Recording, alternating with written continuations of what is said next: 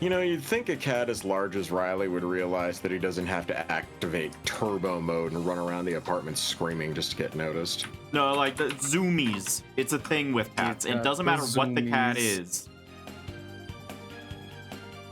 Yeah, but like he'll look up into the sky and just be like, "Ah!" and then fucking bolt.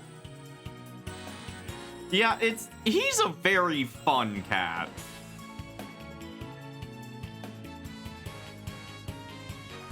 Yeah, I like him.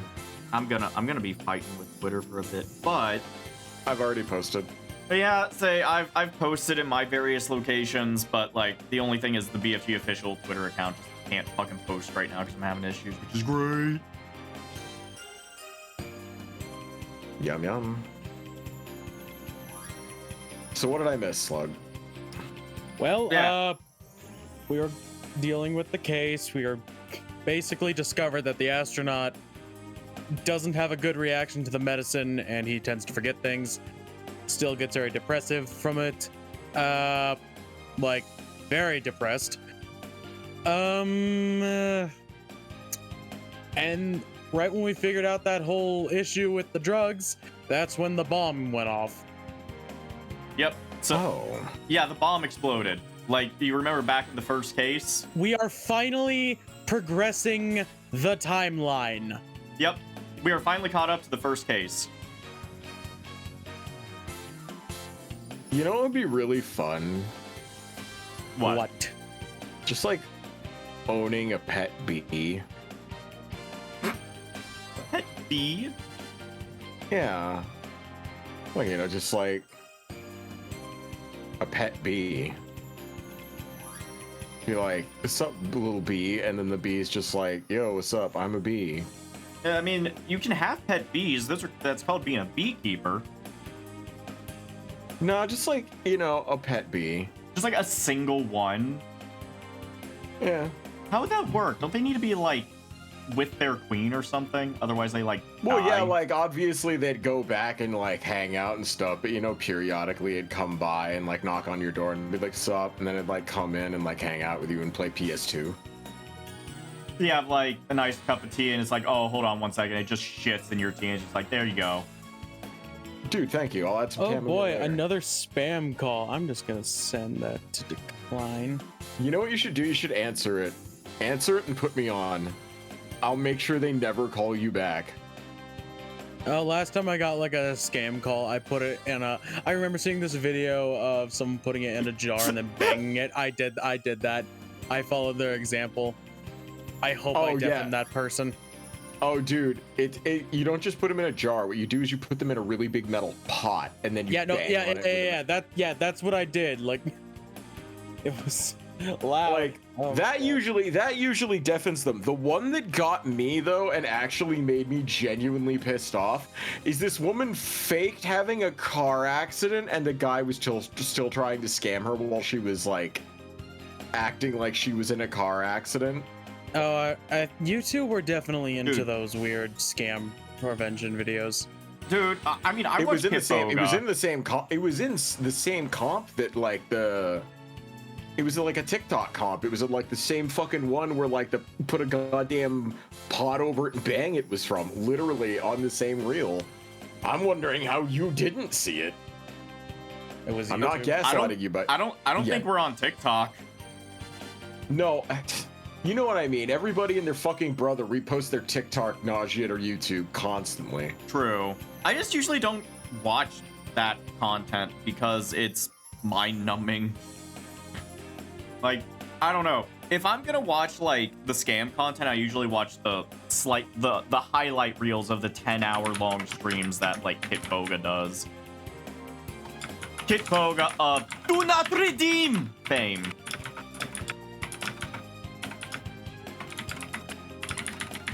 Bro, like him! Yeah, Kit Boga was the one who started the whole Do Not Redeem. Because of like one very infamous call he got.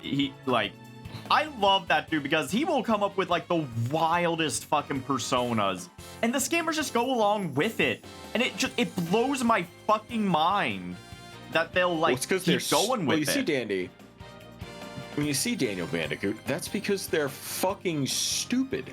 Are they stupid or desperate? Like, sometimes I wonder if like they know like someone's like trying to fuck them over, but they go along with it because they're like, people try to do this all the time, and I always get them in the end. Like, one thing that I learned like with RuneScape is don't try to out-scam a scammer. You will lose every time. But like, I don't know how true that is in the real world. But what if you're a scammer? If you're a scammer doing anti-scamming, that's pretty fucking cool. Yeah, like you say don't scam a scammer, don't try to out-scam a scammer, you'll lose every time. But what if you in of yourself is a scammer? That means technically you will always win. Well, that's the thing, is that apparently the different like scam shops that are set up, they like are aware of like everyone else in that, I guess, quote unquote community, and they actually have like rivalries and everything, and like will actively get pissed off. Like Pitbogus, I think, managed to get a couple of them like on a call before, and they like figure out like they're like each other's rival. They start like fucking going at each other. Bloody it's so bitch, fucking motherfucking funny. bloody bitch bastard. It's just so fucking funny, dude. That is funny. So is Twitter gonna stop being so stupid? No. You are asking that in 2026.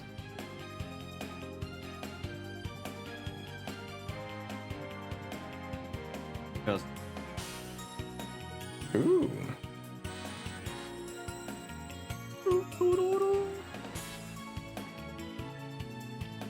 Neat looking new co-op game is apparently being announced. oh yeah?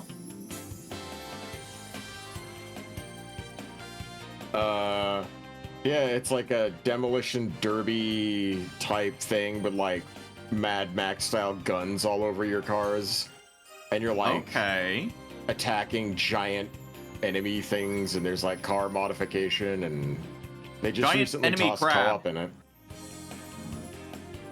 It's called Fumes. Music's good. Huh. All I saw was like There a it bunch is. of little junker cars strapped with bunches of explosive weapons attacking like what looked like the remains of a fucking ocean liner that was being propped up on gigantic tires. And the front of the ocean liner was like carved out to look like a fucking shark. Whoops. Okay, hold on, wait. I meant to click the. Okay. I'm gonna. So so in addition to everything that Slug said, Ice, we also discovered that when they were like trying to escape the exploding rocket, the one that was passed out was actually Starbuck and not Clay. Clay, the victim, was one carrying Starbuck out. Oh. So our theory is. That's what I was thinking. So yeah, so that's when we and I believe currently this is just them bitching and moaning about semantics. Yeah, so yeah, this, and then we managed to get, so we're basically at the space station right now, and we're about to do our investigation. It's Athena and Phoenix, and Apollo is gone. Who is able to do their best Russian accent for question mark? Absolutely question mark?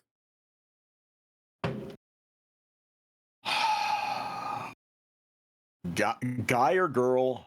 Guy. Big manly guy or little twinkie guy?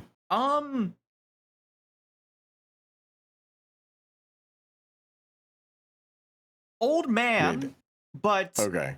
He's not frail, but he's not jacked, and he's got a personality to him. I'll do a generic read for the first ones, and then I'll adapt when I see them. Tourist attraction, Don't Make Me Laugh, is a monument to the human race. Galactic scooter, full speed ahead. Oh no. Whoa. Oh. Oh. Yikes! Who's this geezer and what's he want? Why did you say Russian? When he says his name, you'll understand. Look upon me and look well. Behold the great power of space science. Yeah, but he's... Okay. You know, it's up to you what you want to do a voice for, but like I said, some said, kind of space captain, He's a reference to fucking... Hold on. space battleship Yamato. Thank you. He's the captain of space battleship Yamato. I see it. I see it instantly. Yeah, he's literally the captain of space battleship Yamato. He's got the one obstructed eye, except, you know, he's got a pointy beard instead of a rounded beard.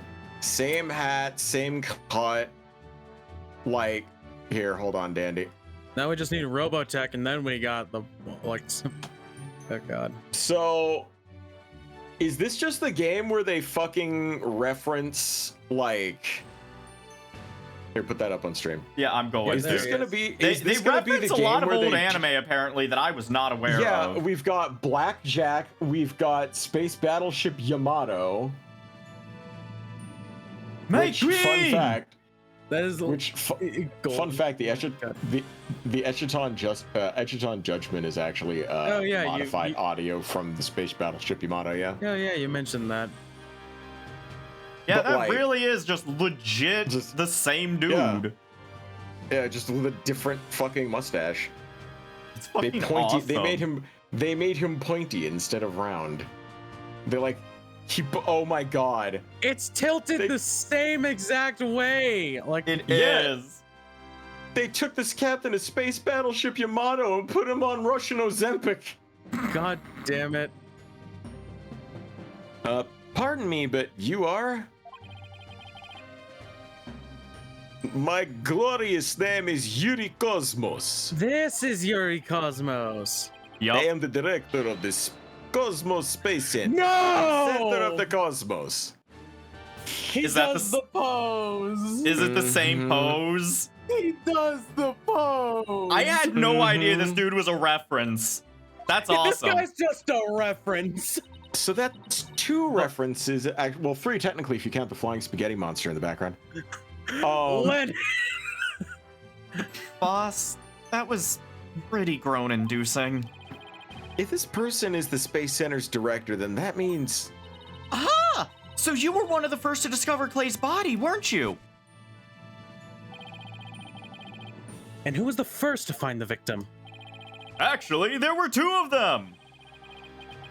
The Space Center director, Yuri Cosmos, and Detective Candace Arm. Who is now dead. Oh no, anyways. That is correct. I was honored to be the very first man in all of space and time to discover the body. Oh my god. Why did he mention time? Also the space battleship captain with a big fluffy white beard and hat, like an obstructed face, is a trope in Japanese anime. Like there was even in Xenogears opening.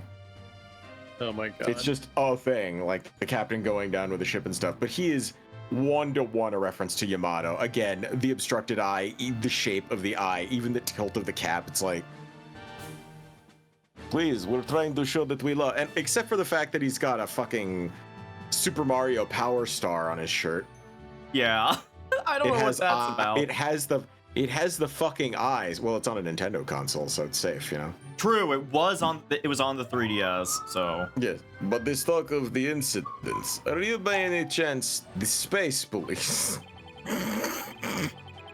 Couldn't keep that one in. You can't tack the word space onto just any old thing, you know. We're Mr. Starbucks lawyers. We're here to investigate his case. Oh, and we're Earth lawyers, by the way.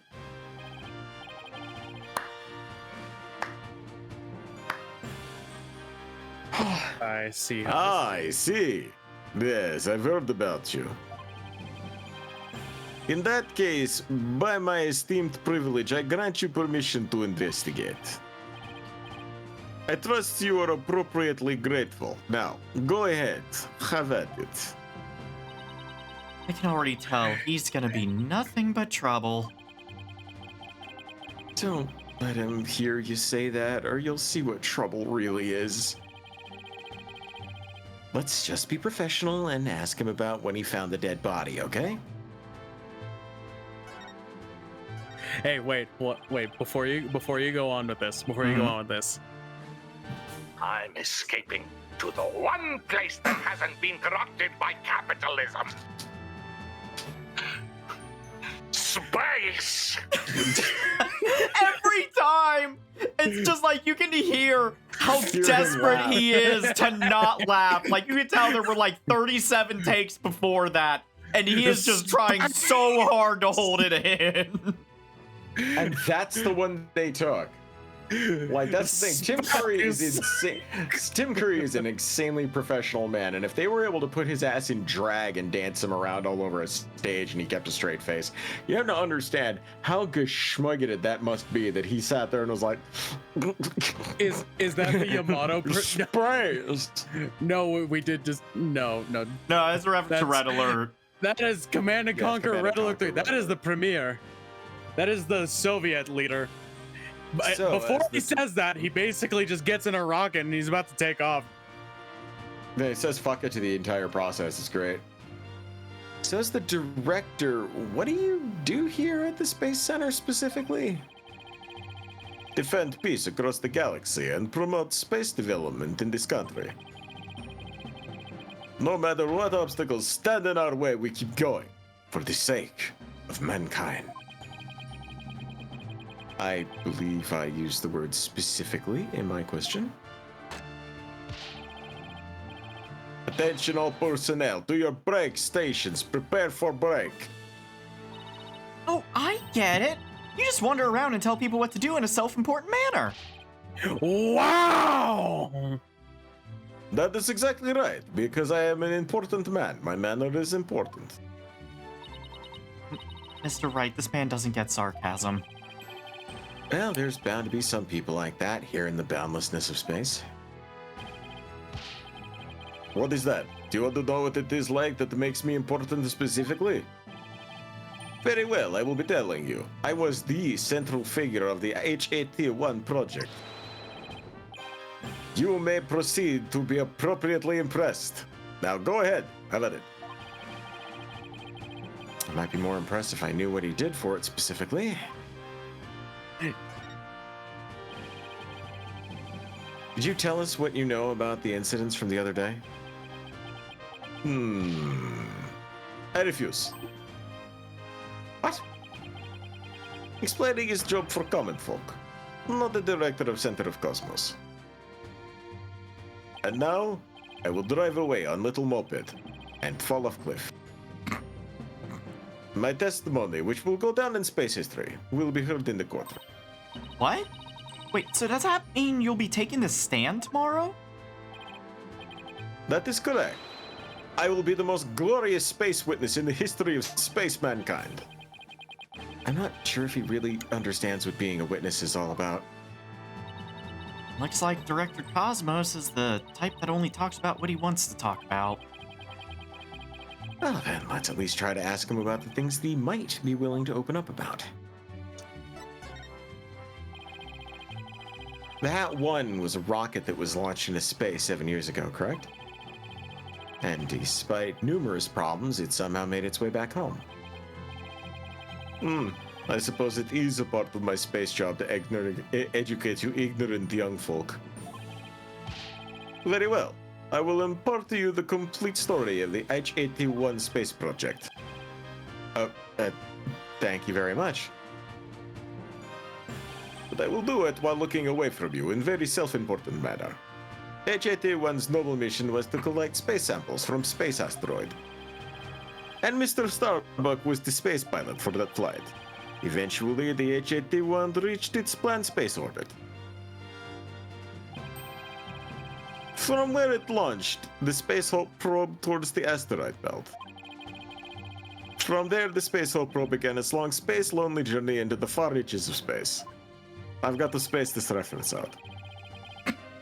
Then, after a terrifying space struggle, the HAT-1 returned spacely to Earth. Spacely? Shut up! God. you have any idea how hard it is to do this without laughing? My I can fucking imagine. face hurts. That struggle was when the incident known as the Hat One Miracle occurred, right? Correct. And it was truly a space miracle. Of course, they just had to turn the ordeal into a space movie. As for the Space Hulk probe, it did eventually arrive spacely at its destination. It obtained a few samples from the space asteroid and returned to Earth, but a few days ago. God damn it, I hate this. So what kind of samples are they? What's in them? You do not hear what I just said. The samples are scheduled for analysis in the near future, but probably space stuff. We haven't had the time since they just came back from the day before Terran's murder. Regrettably, we have had no space time to inspect the space samples due to everything that's been spaced out. But it puts our space development program ahead of the other countries by several years.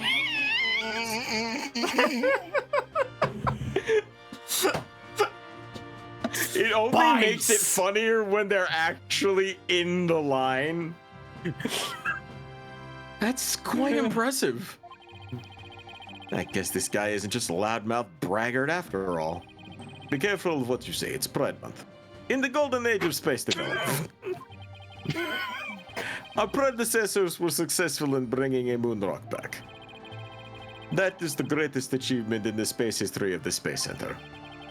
The public fell in love with space and the Now it's just funny when he actually says space. What the fuck? God damn it. Fucking damn it.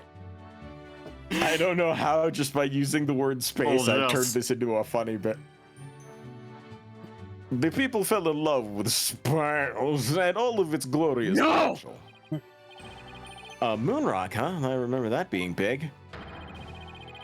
Our endeavors were to work the moon rock live and our work with those asteroid samples from space. I want to bestow new hopes and dreams for the future upon mankind once again. That is my mission, and the man who stands at the center of the cosmos. Do you have any fucking idea how hard that was not to... I hear there's lots of research into space moon rocks and space stardust from space asteroids. Oh god, I'm doing it now. Not you too. They say the results could potentially have a huge impact on all of civilization. It's like we're in a new space race with every other country out there.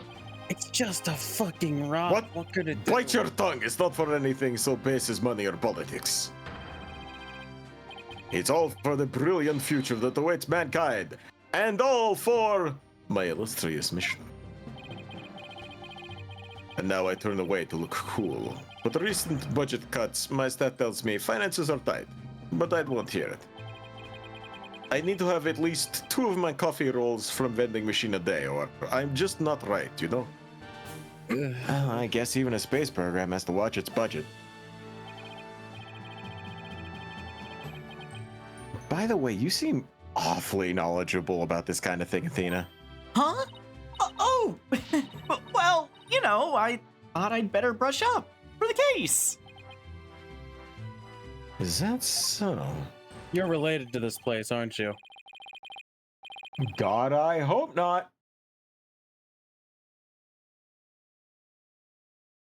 Well, I will be on my way. As you can see, I am very busy man, and very important man, with very important and very busy facial hair.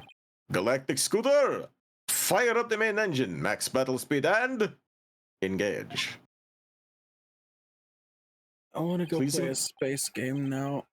Engage him right off a cliff, please. just... That is surprisingly fast for an electric scooter. Well, I guess we better get going too. You bet. Slug, if you find Let's make Slug, it if you find a so. fucking Slug, if you find a space game, I will play it with you because I've been itching for a space game myself. Honestly, yeah. don't count on it. Did you guys see the reference? Yeah. You bet. What? Let's make it so. Engage. Yeah. Number 1. Ticket number 2. Oh my god. The fuck? I'm sorry. What the fuck is that outside the window? I think it's just a. I think it's just a TV monitor. God, I hope so. Oh, it is because you can see the scan lines. Yeah, you can see the static. So this is where Mr. Taryn was murdered. Yeah, this is the lounge. Let's see that diagram the police made again. Right now we're in the main building, here on the right side, on the 3rd floor. Clay and Mr. Starbuck fled here from Launchpad 1 after the explosion. You there! No admittance without express permission. We're Mr. Starbuck's lawyers. We've come to investigate. Sorry, nobody gets in without permission. Not even the police superintendent. Can't have Detective Fulbright get mad at me. So Detective Fulbright's here, huh? Yeah, he's in the Launchpad 1 corridor. Go get clearance from him and then we'll talk. Leave it to me. I'm great at getting intel out of Detective Fulbright. Let's see. What trick should I use on him today? I don't know if I should be grateful or afraid. So, to get to the Launchpad 1 corridor, you just have to go through that door with a blue rocket on it, I think. Well, at least it's not a red rocket. I'm gonna go use the bathroom, excuse me. Okay. Slug, did you ever go to space camp? No, Space camp was an interesting time. I never went to really any camp. I remember just a few things from space camp, but that thing in the corner there, that little harness, yeah, that's That's a gravity thing. yeah, it's to simulate gravity. simulate walking on the moon, and it was Yeah, a lot of I fucking fun. figured. There was God, what? I mean, we just got to go around and just explore like all the facilities. I mean, of course they have like a bunch of stuff for kids to do. They got like a rock climbing wall and shit like that. Like it was a Mars rock climb and a bunch of like other educational exhibits and stuff like that. It was just they even had like a simulated shuttle launch where you'd like go inside and it'd be like it'd like rumble and stuff like that. But it would like explain the whole process of like what was going on with the shuttle the entire time. So I don't know, it just trying to think. I remember when I was at space camp, this was before cell phones were really widespread. I actually had to use a payphone to call back home each night to talk with my parents. Tells you how old I am. I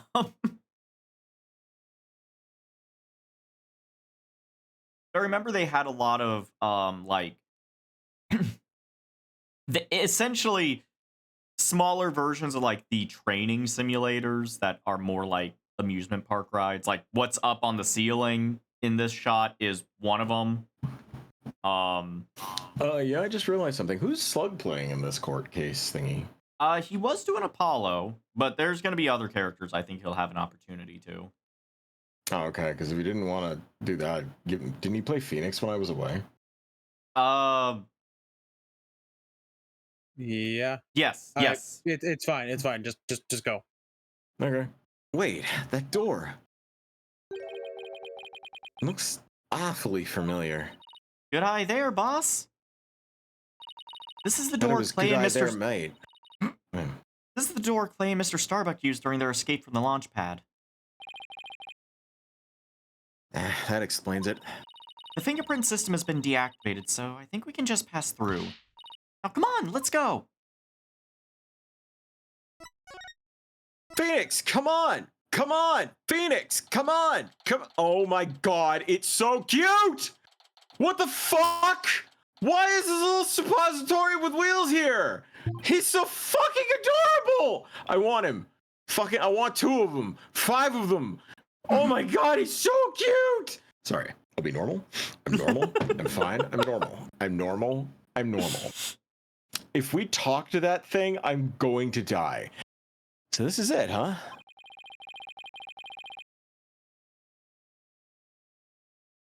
This is the corridor the 2 of them used in their escape. Yep, this is the only thing connecting Launchpad 1 with main building. Yeah, I see the police tape down on the other end. Guess we won't be looking at the launch pad. After the explosion, this whole corridor must have been filled with smoke. And the launch pad itself was probably a sea of flames. Must have been pretty scary for them. Now, where could Detective Fulbright be? Hey, I think that's him over there. Don't you just have to say, don't you just literally have to say the word justice and he will teleport to you? What should I do? Which path is the path of justice? He seems to be lost. That's funny. This corridor is a straight shot. Huh? Ah, it's you lawyer people! Welcome to the Space Center! Enjoying a relaxing day off, are you? Here for a little rocket sightseeing? We're here to investigate the scene, same as you. Do you have any info to share? Boss, if he acts at all reluctant to give us information, we hit it with the whatever shall we do act. I'm sure he'll fall for it.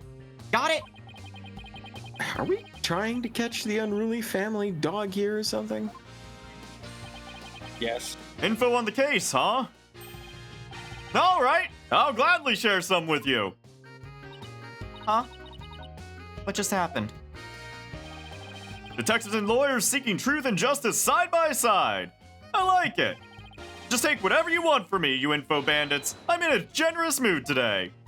But you're with Blacklaw or Black whatever his name is. Blackwell. Blackwell. Blackwell. You're with Blackwell. I don't know. There's something weird about Detective Fulbright today. Well, we need information, so let's run with it.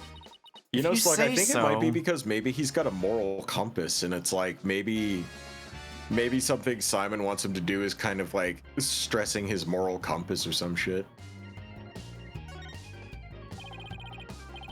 As he's clearly a fucking himbo archetype with a heart of gold, which means eventually his moral compass is going to take over. Yeah. I mean, he's a golden retriever. He is the living embodiment of a golden retriever. God damn it. I missed that dog. Sorry. Detective Fulbright, could you give us permission to investigate the crime scene? There's an officer on guard and we can't get in. Oh, whatever shall we do? That's an easy one. I'll let them know over there to let you in. Investigate to your heart's content. Take a week if you need. Month even. Shall I have some snacks delivered? One of my men gives a mean neck rub. No, that's okay, but thanks. Definitely not the Fulbright I know. Detective Fulbright's acting sickeningly sweet. It's kind of gross, actually. Do you think he hit his head or something? Who knows? Whatever the case, it's making our lives way easier.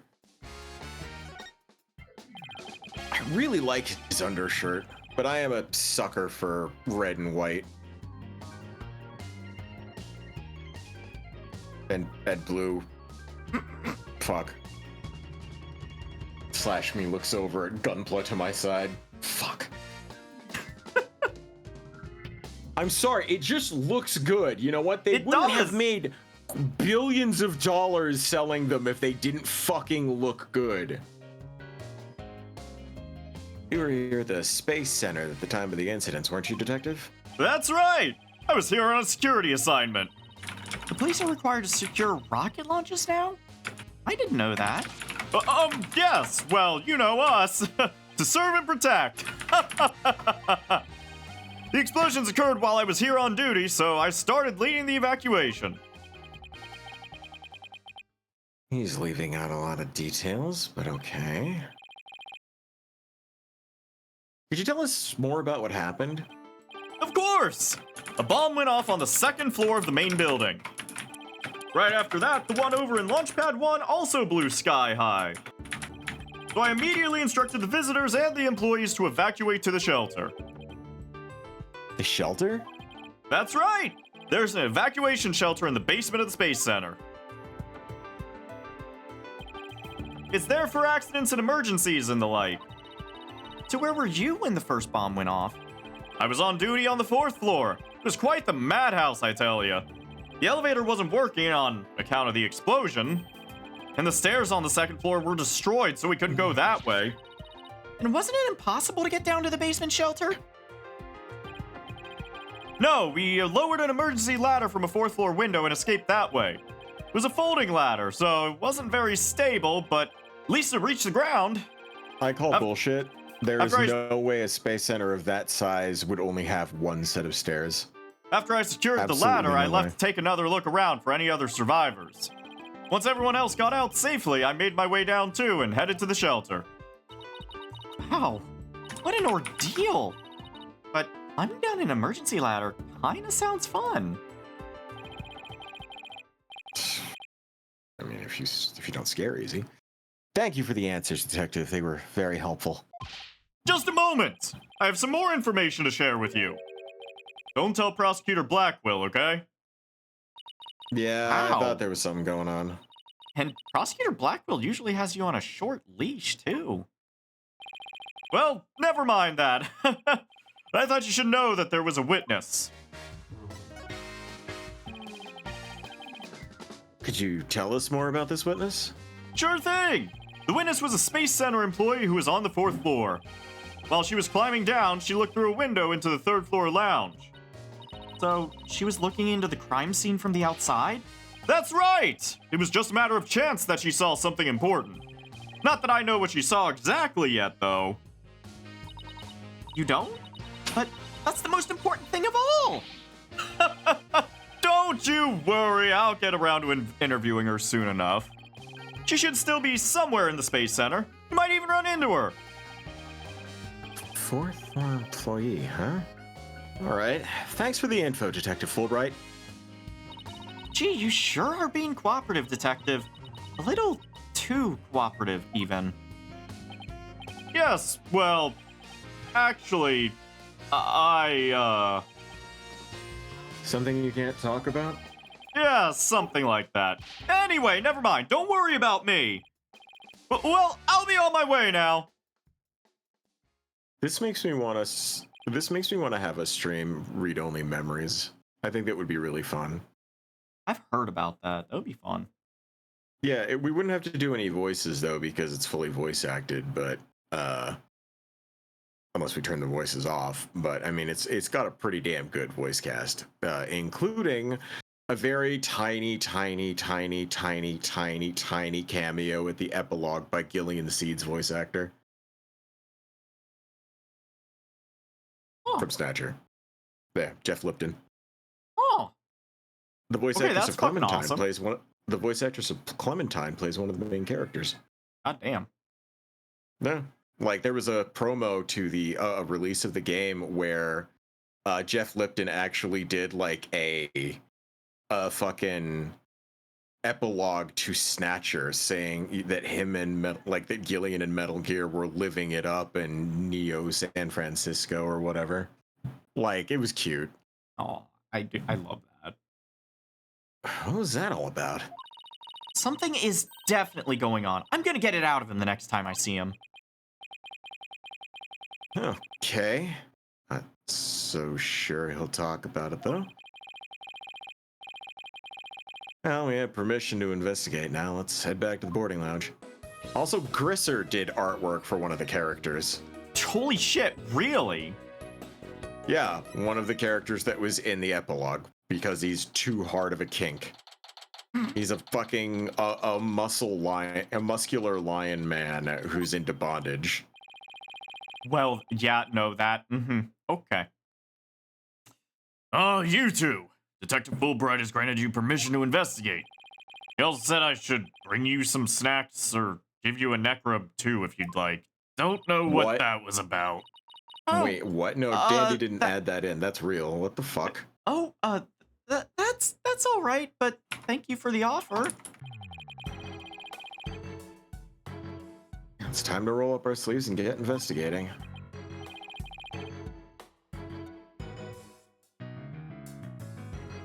Let's see. Where's that diagram again?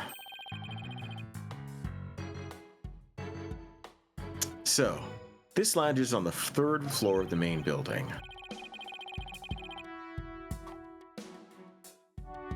And according to Apollo, this is where he believes the third party killed his friend. Well, let's stop the recap and start looking for traces of this third person then. You read my mind, Athena. We'll make that our first priority. There's just one problem, though. This room. It's just so big. Don't worry, we can use this to help us. The Space Center pamphlet for tourists. Yep, picked it up at the entrance. Maps inside should come in handy. Let's see, yep, here it is. Map of the lounge. This is the door we went through to talk to Detective Fulbright.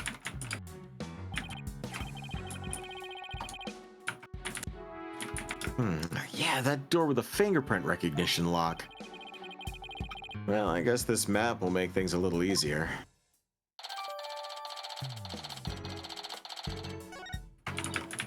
Yeah, no more excuses. Let's track down the third person. Wait, there's just one more thing. Ah, you're sounding like an uncle.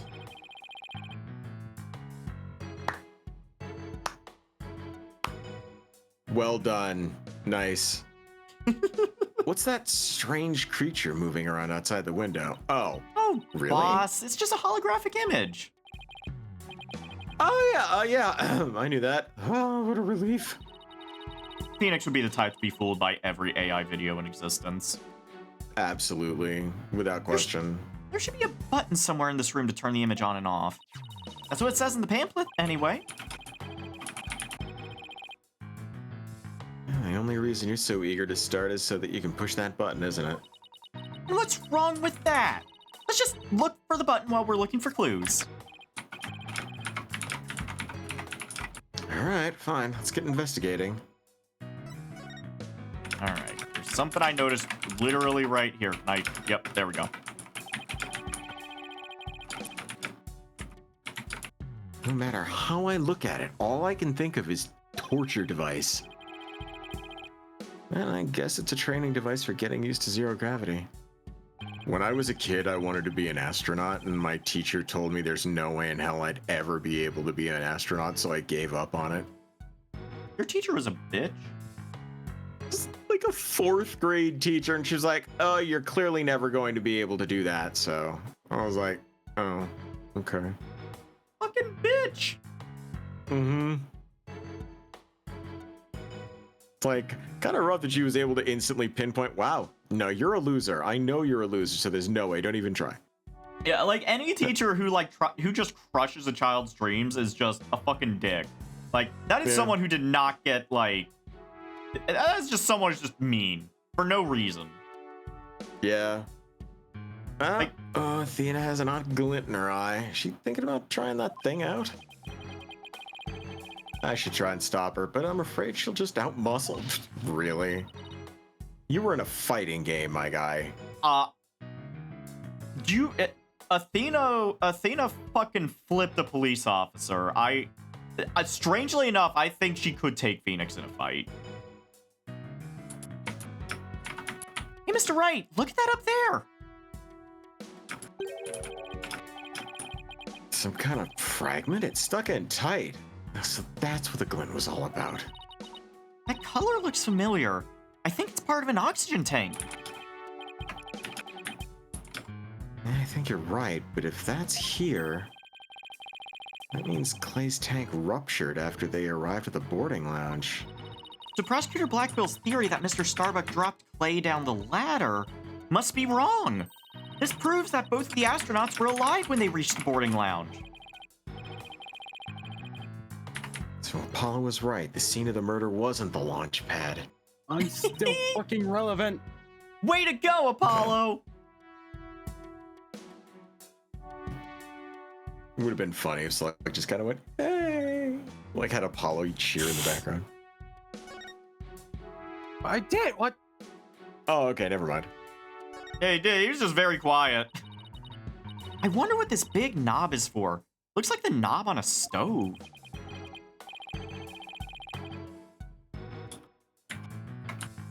No, it's the same shape, but I think that's where the similarities end.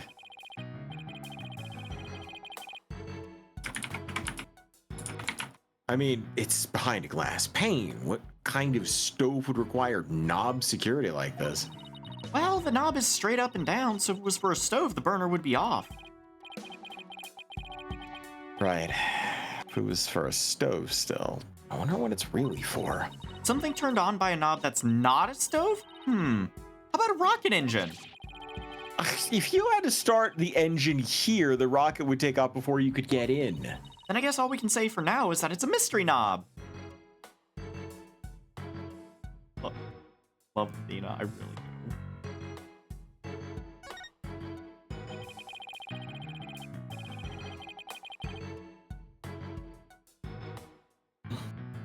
So this is the fingerprint recognition device. Get you put your hand on this hand mark. Why, yes, when you can try. Now, to line my hand up with the outline. Don't, Athena. This thing is related to the case. Your print's all over that, and the next thing you know, you'll be named a suspect. Aww. Maya! How can you be so cruel to a little girl like me? What? I'm not buying those tears, Missy. I guess I should examine the door as well. Let's see. This door is... Where's that pamphlet? Here we are. It's the door to the corridor that leads to Launchpad 1. We went through it earlier when we went to talk to Detective Fulbright. So I guess the security lock must be disengaged now, right? Well, they say the corridor was filled with smoke at the time of the bombing. Something besides the door. This must be the fingerprint recognition device. Which reminds me, I think Prosecutor Blackwell talked about it at the trial.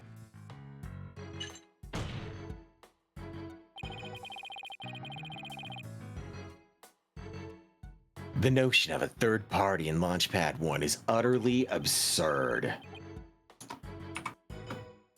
Just to enter the area from the lounge, one must pass through a door guarded by a fingerprint recognition device.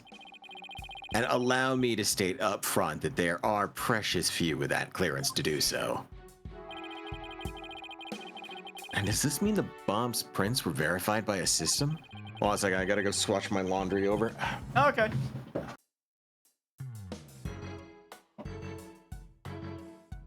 It's weird how in this game the investigation segments are few and far between, but it also it eliminates the problem previous games had where you had to like examine every pixel of every background. Whereas this one like segments it a bit better. But at the same time I miss examining everything and getting funny little dialogue clips. Yeah.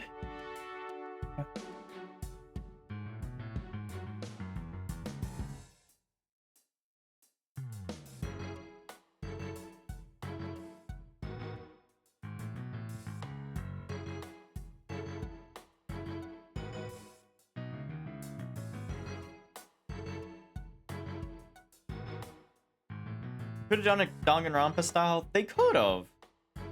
But I don't know. I feel like it's perfectly fine.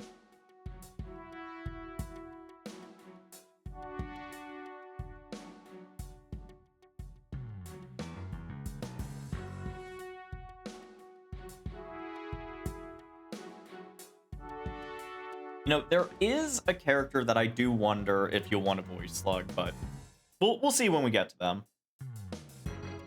There's still quite a bit of time. Yeah. We should be able to finish the investigation segment tonight. I don't know. It depends on, I don't know. Would we be able to finish this case tonight? Or Oh, hell no. No, this is there's still quite a bit to go with this one.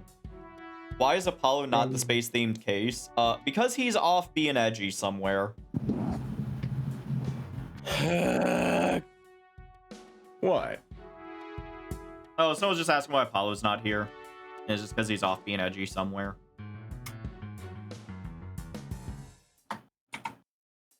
He's at the edge of space. Might as well be with how far away he is from the plot right now. He's an edge runner. Mm. Running away from this plot.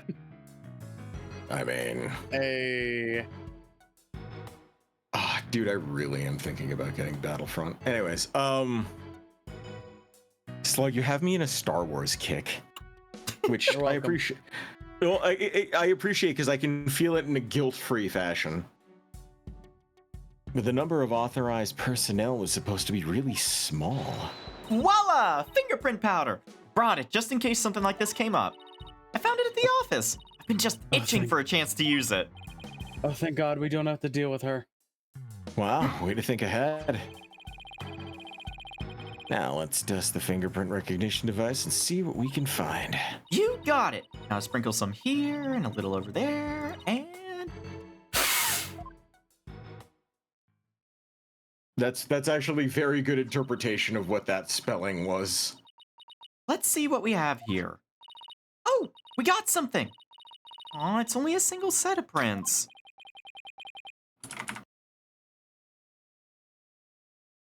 Isn't that a good thing?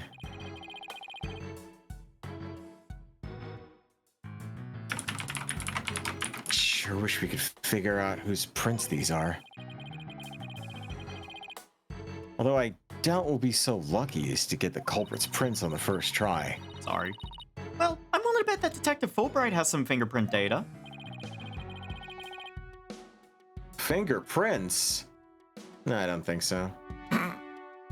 Nice Animaniacs reference. Thank you. Thank you. Right, and there's the security footage of this door. Yes, here it is. Came up in court the other day.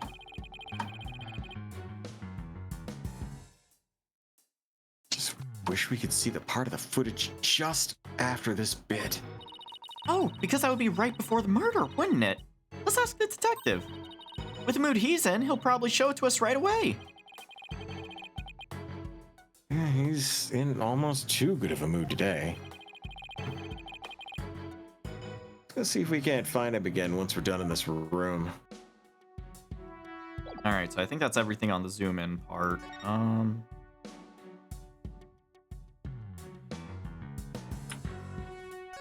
Is that a fucking cryopod? I'll investigate it in a moment. So it looks like there are 3 doors that lead in and out of this room. Well, let's check. Drum roll, please. Ta-da! Space Center pamphlet. He's really obsessed with pamphlet. We're here at this place that says Boarding Lounge 1. Here are the 3 doors. Let's call them Lefty, Righty, and Downy. People usually say west, east, and south in cases like this, you know. Details, details. Anyway, take a look at the west door. That door with the rocket icon leads to Launchpad 1. I know because it says here on the map, Launchpad 1 corridor. So that's where we were with the detective. It was filled with smoke after the explosion. Right, next up, the right-hand side of the map, or east in your world. Bitch. That's the door with the satellite dish icon to signify communication, aka the control room. Yeah, it definitely says control room. Looks like it has another room opposite of it. They communicate and exchange information with rockets and probes in space from there. So, it's the center of the Space Center. The Space Center, if you will. Does everybody start to talk like Director Cosmos after they've been here a while? But it seems that they built a new command center on the 6th floor. That's what they used for the Hat 2 mission, so this control room was empty at the time. Always wanted to see the inside of a mission control room, and since we're here... I'd love to do that too, but doesn't look like we'll be able to. They want to keep curious kids like you out. The door is protected with fingerprint recognition.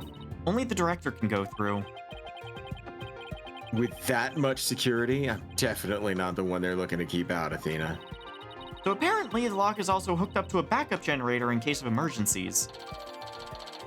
Why is there so much security? Because there's a fucking rocket? No, like, I feel like there's a reason for there's more security than usual. Yeah, but also like sci-fi stuff, pressure locks, hatches, sealed doors, shit like that. It's genre savvy. I know they just keep mentioning it, and I'm like, Yeah. why are you bringing it up? If Probably usually, that because often. probably because the opposite of it is going to be coming up in a court trial. Like, hey, Well- this is remember when we beat you over the head with this fact? yeah, usually if these games like say something like 30 times, it's because they really Wait. want you to remember it for later. Wait, hold on. I don't think any of y'all saw this, but Thorn just basically said, Oh, it's important to take it slow. You gotta make the edge worth. fuck. Oh, you know what? That No. I'm He doing hasn't that. returned yet. Just hold on to that. Yep, it's been pinned. too late. I pinned it. I pinned it. Congratulations. There you go. Okay, what about that last door? This lower door, oh, excuse me, I mean south door, it leads to the elevators.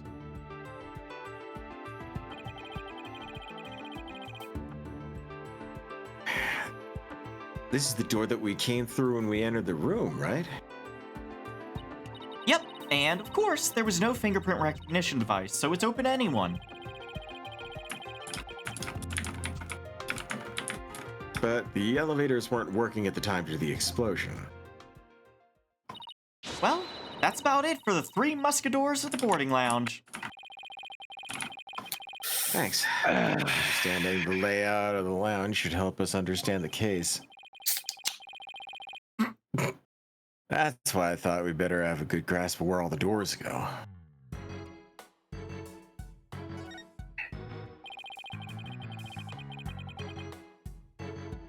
A bright purple sky, plenty of greenery, and a tranquil lake. The idyllic scene stretches on as far as the eye can see. It's beautiful, but it lacks something to make it truly captivating. So, you're not going to mention the broken glass? That's Or is just that a spider web? web. Yeah. Sure. So this is where they discovered Clay. Yeah, he was already dead when they found him. Let's take a look at the photo.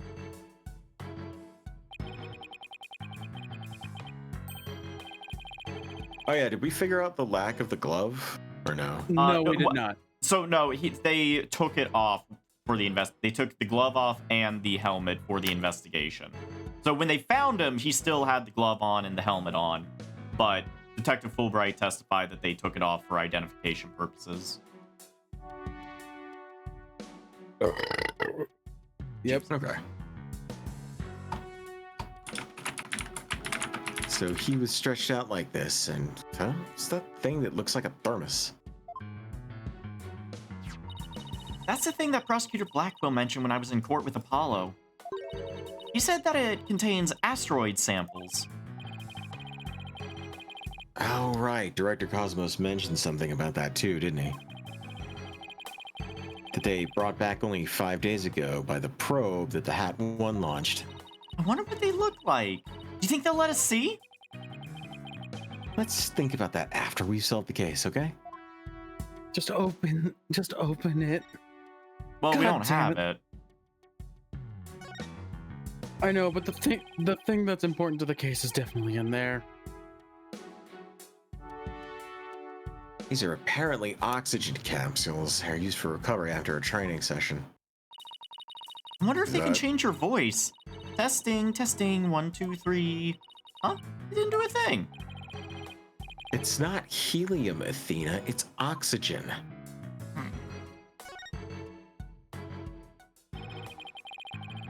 Oh, some kind of panel with 2 buttons on it here. Just push it! That's the invariable principle of buttons. There are such things as buttons left unpushed.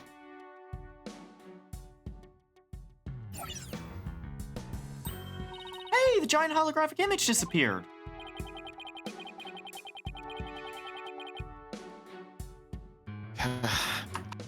Well, that side of the wall seems kind of barren without it now.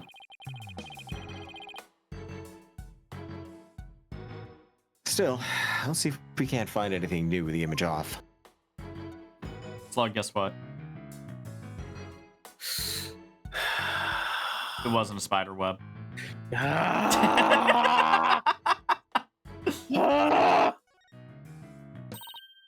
He's good. I'll give him that. He's good. Hey, Mr. Wright! Take a look at this! It looks like a bullet hole. No, it doesn't. Great find, Not a Athena. bullet. It's pretty big. Whoever fired the shot must have been using a pretty large gun. Didn't we already address that the oxygen tank was damaged? Just, And that there's a shard of it in Just- the roof? yes, we're getting to pieces, Slug. Calm down. We'll get there. God, these lawyers are idiots. Just Yeah, wait. shit. I think so. Based on my experience, I just say this was fired from a regular pistol. But whatever size it was, somebody fired a gun in here, right? Apparently, this is an important fact. You see the bullet around here somewhere? No, the police might have taken it in, though.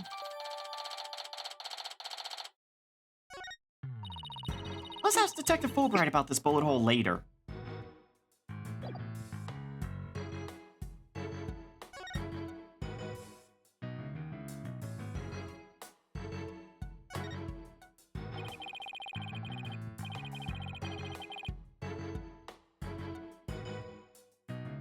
Slog! What did Slug do?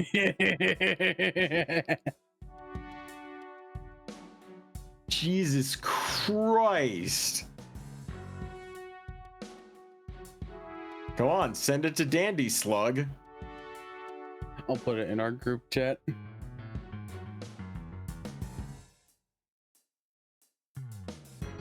Oh my god!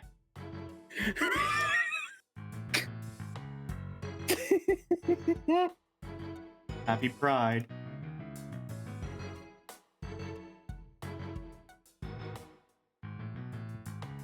That's Here's a big another- litter. That's a no. God. Well, y'all have to see it now. Here's another piece of equipment walking on the surface of the moon, it says. Okay. Oh wait, I want to try it! Gravity is weak on the moon, so I bet I could do mid-air somersaults. We're still on Earth, remember? Besides, it's connected to the ceiling. Well, at least I could jump really high. There's a sign on the wall that very clearly says, "Don't jump too high." And what good is this thing? Ugh. Didn't I just say in the beginning, walk on the surface of the moon? Why can I not examine that?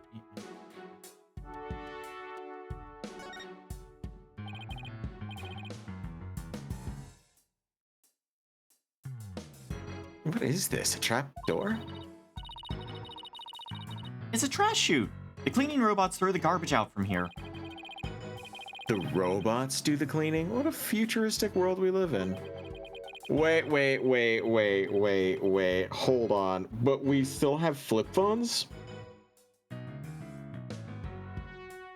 They're called TV phones. I saw a holographic display on one of the tables in that other room. But we still have Nokia flip phones? Uh-huh. Uh-huh. And CRT TVs. Uh-huh.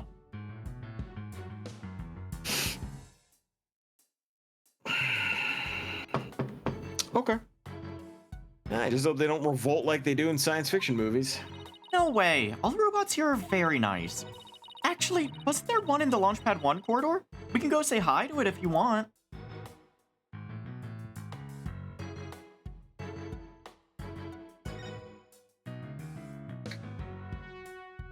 Oh! Hey, I see something shiny down there.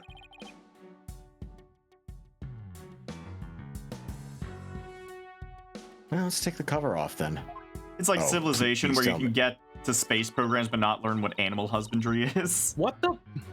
What is this? Looks like a metal jelly bean. You can't be that No. dumb. Athena. It's a bullet. It's only about 2 to 3 millimeters in diameter. Oh, it's a 22 round. What the fuck? A 10? Caliber refers to the diameter of a gun's barrel, right? Yeah, but I've never heard of a 10 caliber gun before. That'd be like a zip gun. Must be for a special kind of gun. I bet if you tried firing a bullet this small with a regular-sized gun, it would just fall right out. Yeah, must have been a really small gun. Wonder how the bullet ended up here. I mean, we're in the bottom left on the south door side of the room, according to this map. That's pretty far from where Clay's body was. Maybe the police didn't think to look here.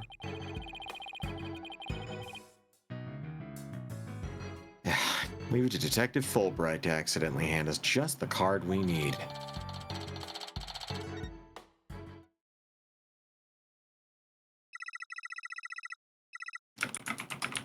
Oh my god. It's so cute! Sorry. Sorry? Bug, do you want to voice the robots for this case?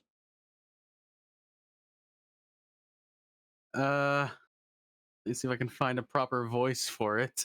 Why does it have tits? Because it's a female robot. You wouldn't be able to know it was a female robot if it didn't have eyelashes and tits. Oh god, I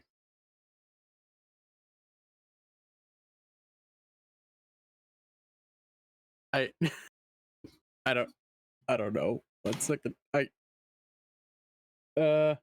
But also, it might be a male robot and is just trans. And maybe we just assumed its gender, and we're awful on Pride Month.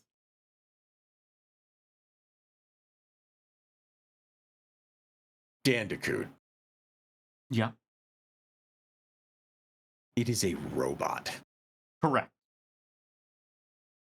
I just said it. That should clarify. Slug is like flipping through the Rolodex of all of his voices right now to be like, which one's gonna be the best? You know, it might be a nice time for a vintage number 17 robot warble.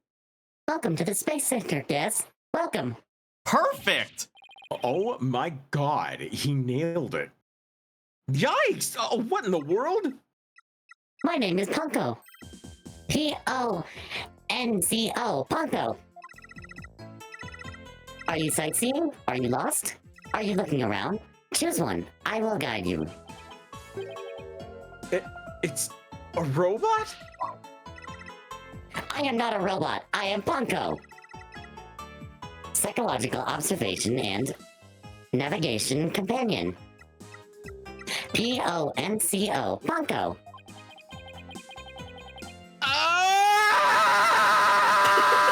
Sorry. I'll keep it together. Sorry. Good lord, sir. Sorry. Jesus, I'm sorry. I love it. I'm sorry. Well, I'm glad we got that cleared up. Oh, Ponko! I've missed you! Wait, you know this thing, Athena? Oh! She showed us around the last time when I came here with Apollo. You're such a good girl, Ponko. That's a good girl. By the way, we have not seen this robot even once in this case. Athena's fucking lying. Why is she making that gross face?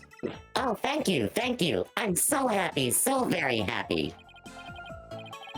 Oh, guide robot. That's actually pretty cool. My name's Phoenix Wright. Nice to meet you. I don't know you. Oof, that hurt. Oh, she has to register people she meets for the first time. Please register him, Ponko. Certainly. Commencing guest registration. Please tell me your name. A nickname is fine too. His name is Phoenix. Bit overly familiar, but I'll allow it on account that it's a robot and very cool. Phoenix, please let me get a good look. Go look at your face. Oh, God. Oh, sure. Registering. Facial registration sequence complete. We are now officially friends. Nice to meet you, Phoenix. That, if only it was that simple. This robot's pretty cute. Can I get you a cookie? Made a Oh friend, my boss. god! Isn't I'm it gonna great? die. He's so cute. Ah! Phoenix, Athena, allow me to guide you. Right this way. Oh, goody! Let's go, boss. Go where?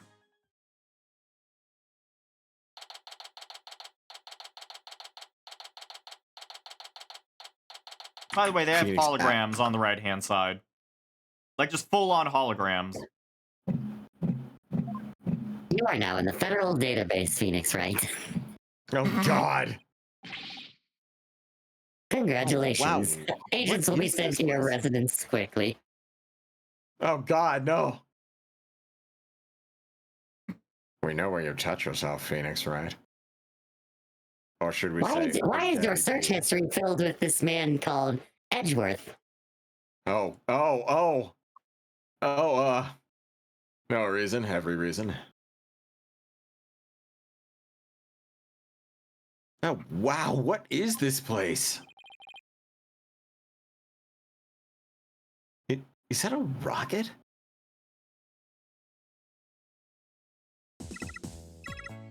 Welcome, welcome. The Space Museum is open to the public every day of the year from 9 a.m. to 7 p.m.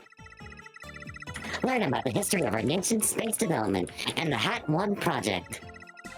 The rocket is just a replica, but it's the same size as the real one. The Space Museum. Oh, here it is on the map.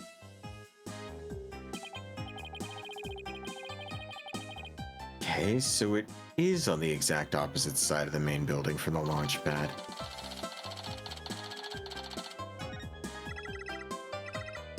Ask me anything. Anything. I will explain.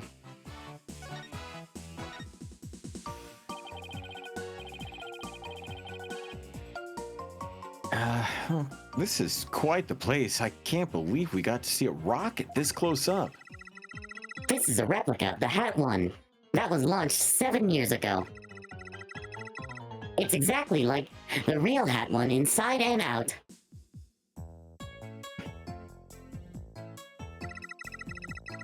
Its little brother, the Hat 2, was supposed to launch the other day. Wonder if Pancho knows about the launch and why it was canceled. Over there is an exhibit about the launch 7 years ago. Check it out. Check it out.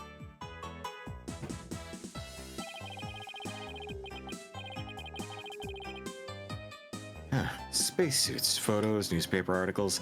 I'd like to come here again on a day off. Hey, what's this a photo of?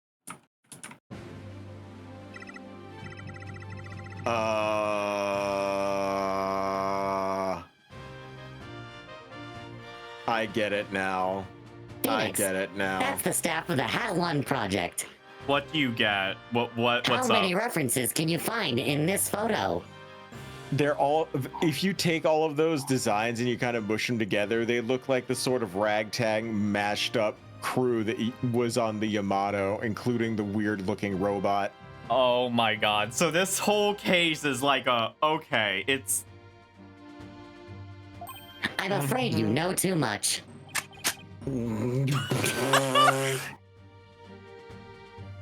Damn, all right. There's the Mr. Starbuck. He looks so young and so non-sharp. Ah, and that's...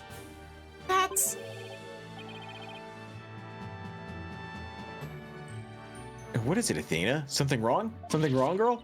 Oh! Huh? Nothing. I just thought Mr. Starbuck looked really young too, that's all. Well, it was 7 years ago after all, so, you know, Mr. So the young guy standing next to Mr. Starbuck. Is Clay Terran the victim? Got it. So when they were mentor and protege even way back then. And he's got one of those staff jackets. He looks just like a regular staff member. No, Clay was still a student then. He just borrowed one of Solomon's old jackets. That makes sense. Clay would have still been in high school 7 years ago. Oh, bullshit. That's a high school? Well, I could see it. Yeah, never mind. He's wearing the high school uniform. Yeah, he is. That's right. Internships exist, you know. Yeah, thanks. I wouldn't know. I never got to go on one because I was poor. I never got to do an internship either. I wrote essay That's after because essay. Nothing got it. I didn't get accepted fucking anywhere. I'm just kind of gonna grab something from I the was church even for like, an internship. I was and like just fucking bite top the of my bullet. class and all this shit. Couldn't get a fucking internship to save my life. Not even an unpaid one. Yeah, no. Internships are bullshit. Unfortunately, required for me to graduate. And if you get set up with one, it's nice. It's just it was really hard for me to get one. Like I said, I'm just gonna take one in the church and just bite the bullet. I don't care. At least it isn't the Catholic Church. They'd sign you up to be the altar boy. Dandy! What? Everybody looks so happy. God, that robot's so cute. Space Museum is great. What fantastic exhibits. Too bad the whole thing blew the fuck up. This area used to be Launchpad 2. That's why the only entrance is on the 3rd floor. Wouldn't it be better if they just made a new ground floor entrance instead? Have you heard of the budget, Phoenix? That's literally what they said. There was talk of it, but they had to scrap it. Budget cuts. Budget cuts. We need more money. Money. Who would record that kind of information into a guide robot? While it was in space, the Hat One launched a probe called Hope. The Hope probe collected some samples from an asteroid and returned 5 days ago. That's what Director Cosmos said too. He told us it came back the day before Clay was killed. And here it is, the Hope space probe. I think I've seen that logo somewhere before. Let's see. Ah, yeah, that capsule the victim was carrying. I think it had the same logo. I think it can be seen in the photo attached to the autopsy report. Maybe she'll give me some more info if I probe it to her.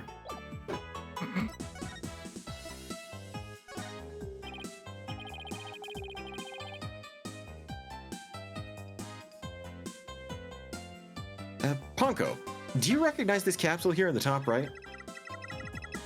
Checking registered data. I know. It's the Hope capsule. It was carried inside the Hope probe.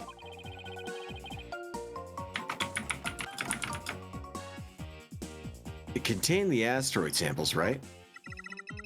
Yes, it was designed to store the samples gathered by the Hope probe. It's been stored in the safe in Launchpad 1 ever since it returned to Earth.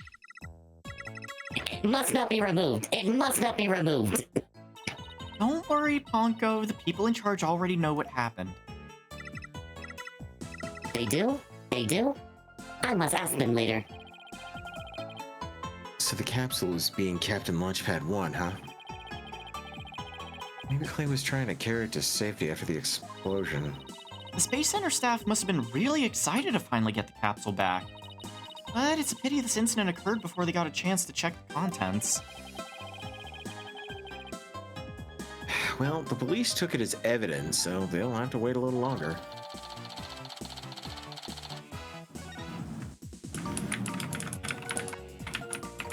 I love Ponko, I really do. It's so cute, dude. The way the Space Center launchpad is set up is really cool. Would you like me to tell you about it? Would you? setup of the launch pad.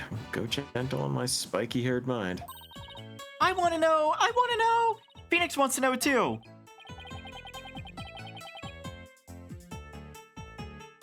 Great, now Athena's got a case of ponkoitis. Because she repeated the same phrase Hooray! over. Hooray! I will tell you then. The rocket is built right inside the launch pad structure. When the rocket is complete, it's moved along with the launch pad over the rails.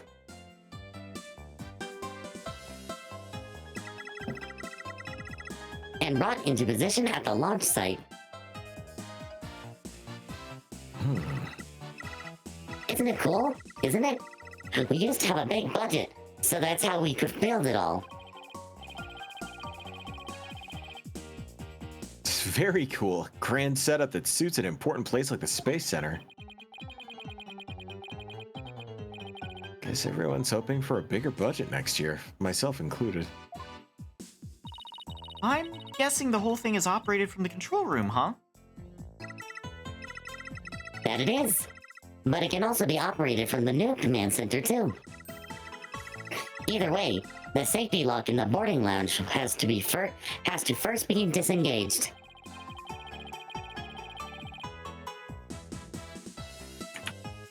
I guess a big move like that can be carried out. There's all kinds of procedures. I would love to see the launch pad being moved. When's the next one scheduled for? Searching data. All future plans have been put on hold. Because of the bombing and the murder, I'll bet, which is perfectly understandable. Well, when was the last time it was moved? Searching data. I'm sorry.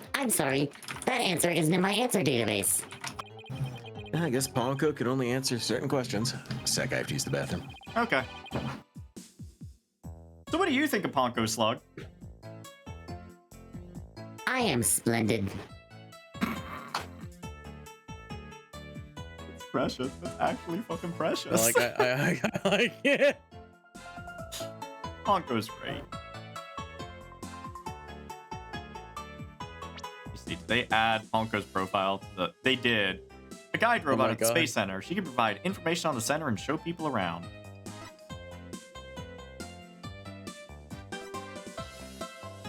I need to go back. I need to see that reaction.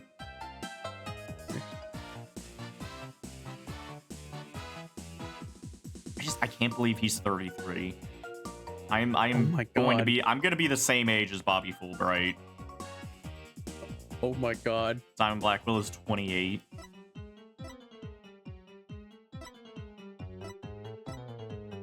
I mean, Athena's 18. She...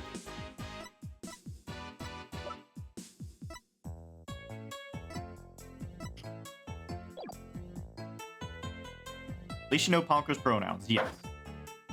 Correct. That's so adorable. Welcome Well, back, we certainly guys. learned a lot about the Space Museum. Yeah, sorry I have to keep dipping in and out. My You're fine. fucking my body is awful, No, and I hate I get it. I get it. My body does the same shit too, just not at the same times. Mm-hmm. Thank you, Ponko. You explained everything very well. Oh shit. I love to explain. Thank you for listening. Thank you.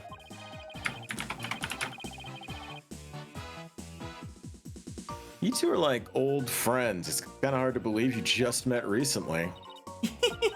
Because Ponko is so friendly.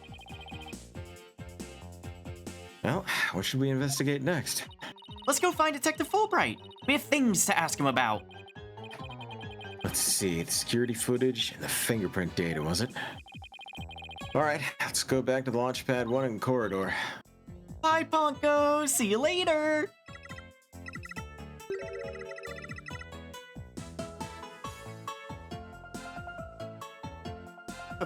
Ponko?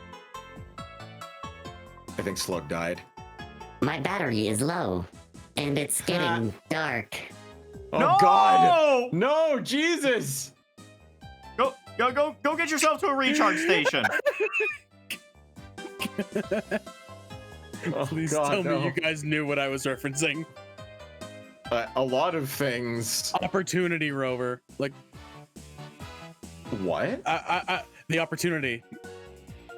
That was actually a thing that happened? That was the last words of the Mars Opportunity rover. Did they actually fucking program that in a robot? That's so fucking sad. Is that the same one that they made to sing happy birthday to itself alone every year? I don't know. But Those people I know at NASA are fucked up, man. Yeah. Jesus. Oh, my wait, God, hold that's on. So depressing. Oh God, wait, there was a second one. Oh my god. There was a second one. This was Insight. This is a stationary lander. They basically said, 1 second, let me get the voice on for this. My power's really low, so this may be the last image I can send. Don't worry about me though. My time here has been both productive and serene. If I can keep talking to my mission team, I will. But I'll be signing off here soon. Thanks for staying with me. God! NASA! We gotta talk, man! Why do they not have solar chargers on the fucking thing? Just let it charge. They probably did. It's just that there's limits to that stuff. There's only so much you could do. Anyway. There's only so many times a battery can recharge. Come again, and don't forget to visit the gift shop.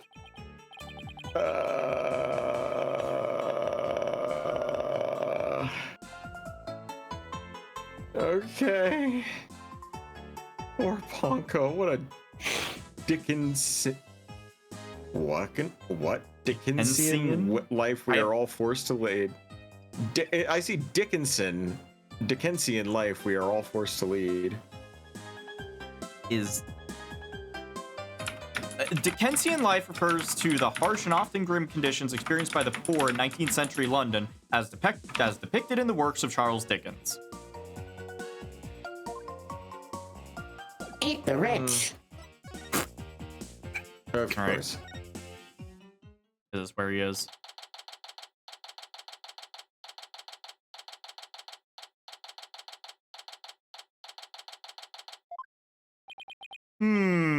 What should I do?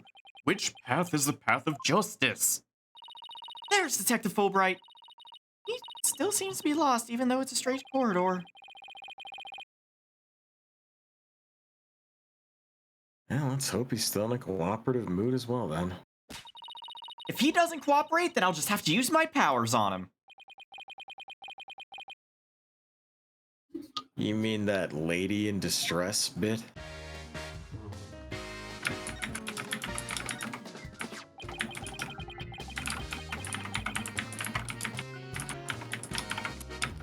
Oh, we found a bullet hole in the wall at the crime scene. You did! Our team found that too! It was Detective Arm who fired that bullet. Detective Arm? That's right, a warning shot for the defendant. Was it really such a high-threat situation that she needed to do that? I'm afraid I don't know the details, what with Detective Arm gone and all. But I thought there were two people who discovered the crime scene together.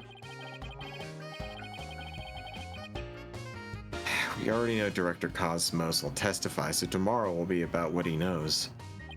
Hey, you're pretty smart! That's exactly what we're planning to serve as the main course. Hope it goes down easy. Detective, we'd like to run a comparison on some prints we found in the boarding lounge. Oh yes, I just happened to have compiled the print data of everyone related to this case. I can always make another copy for myself, so it's all yours. Consider it a gift. This is quite a bit of data. Well, when I said everyone, I meant it. Prosecutor Blackwell said to dig deep, so that's what I did. Sure took a while, though. Oh, you got Apollo's and my prints. We've got prints for all the robots. Because when Blackwell said dig deep, Fulbright didn't bother to ask how deep. Ah, That's Clay's so fingerprints in are here character for too. him. I personally removed his glove during the investigation. We had to get his fingerprints to confirm his identity, after all.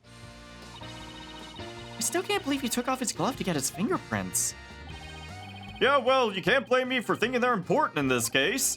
There are a lot of doors that require fingerprint verification in the lounge.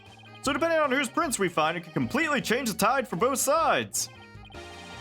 Makes sense. After all, the culprit's prints did get them past the fingerprint lock somehow. Oh, and take this picture. It might come in handy. Isn't this just a photo of the Launchpad 1 door? Yep, but Prosecutor Blackwell seemed really interested in it for some reason. So important about this door. Beats me, but boy, could you see the gears in his head go into hyperdrive at it. Sounds like this is going to be a major point of contention tomorrow. Hey, don't forget about the print comparison, boss. Right. Detective Fulbright, do you think you could run the test for us right now? You just leave it to me. In justice we trust! Okay, here we go. Well, looks like it was Mr. Starbuck who opened that security door. Must have opened it when they went to go board the rocket. His heart must have been full of hopes and dreams for his space adventure right then. Sorry, what?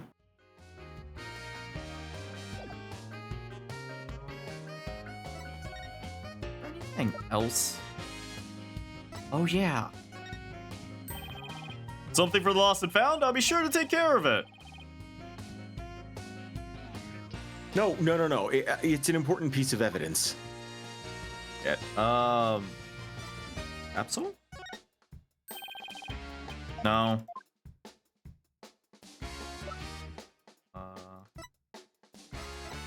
Oh yeah, maybe this.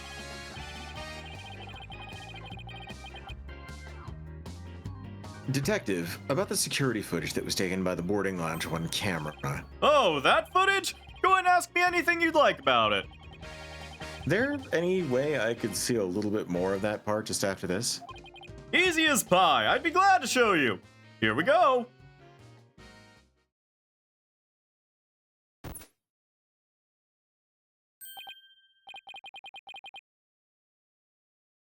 Huh?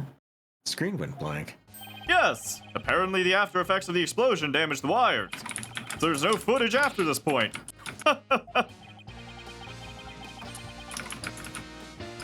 Why didn't you just say so from the beginning?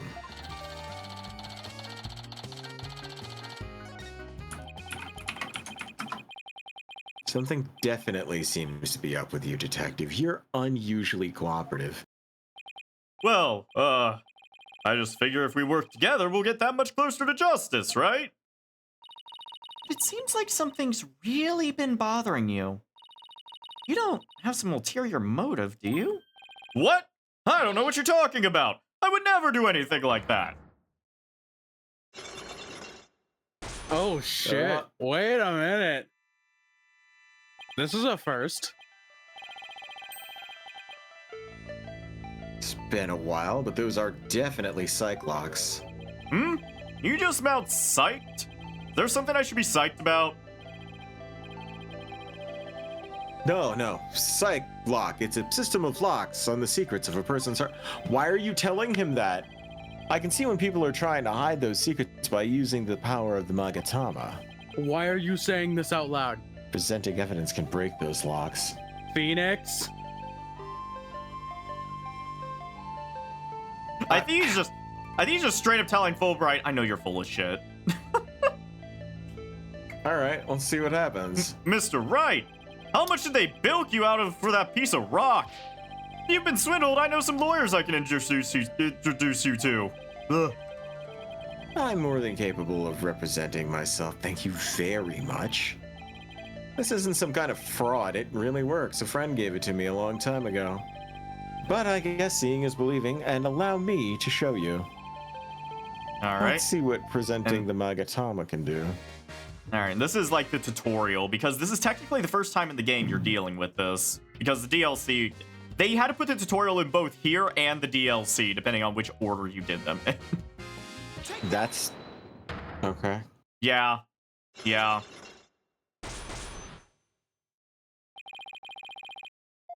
11th hour tutorials. We love those. I think you're hiding something, Detective, so why don't you just tell us about it? What to do? Which path is the path of justice? Detective Fulbright's really in agony. What do you think he's so torn up over? It's justice. It's fucking justice, Phoenix. Are you sure? Is that not his entire? I think it's love. Is that not his? I think it's love. I bet I know what's been bothering you. You're troubled by love. What? How did you know? Put my pet carp love in with my goldfish, and the next thing I knew, all the little goldfish were gone. Love had eaten them all. My poor little goldfish. Jeez. Oh, I loved you so.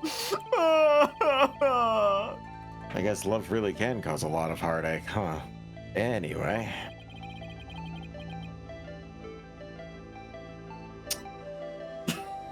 I just wanted to... I think there's I think there's something going on in his life.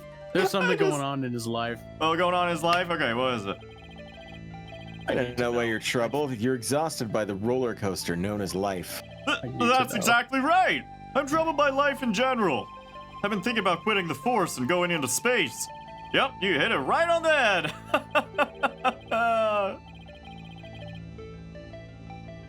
More like I hit my thumb on that one. All right, let's try that the again. fish ate his goldfishies, and now he wants to go to space. Oh no, he's depressed.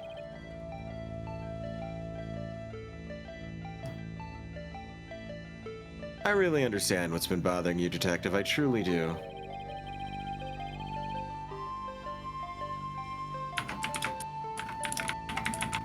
Something happened that goes against your principles. Isn't that right?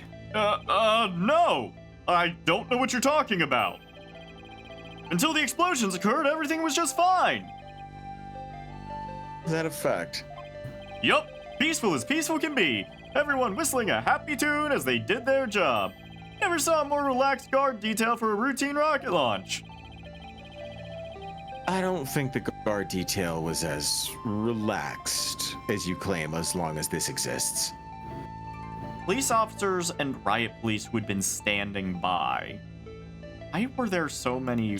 Why was there riot police there?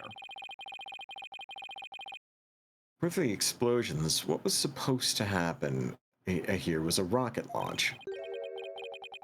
And yet security was so tight, they even brought in a special task force.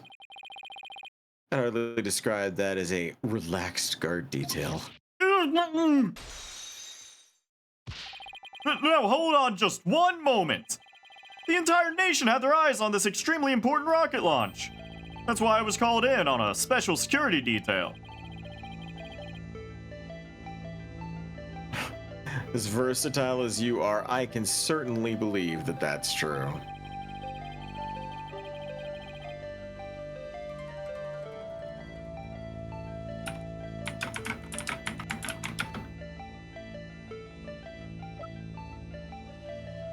But I say it's very strange that this person would be a part of that detail from the outset. Now, Oh, why Jesus. was she here? Ah, God, I hate her face. Detective Arms specialized in bomb cases. The fact that she was here on hand means that you people knew there was a possibility that a bombing would occur. You got me, Mr. Right! God, I wish these games were voice acted. I would love to hear some of these deliveries from a human. Am I not doing a good enough job? No, you. Oh my God. Oh, come No on, man. way. That face.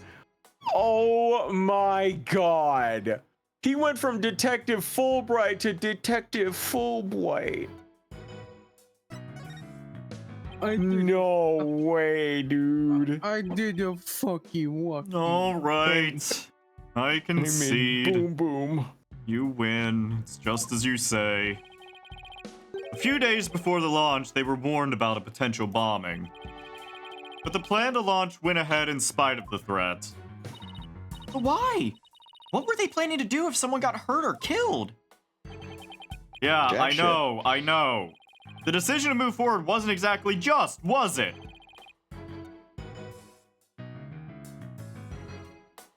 How was the warning delivered? By phone, and directly to Director Cosmos. But the police department instructed everybody to keep it under wraps.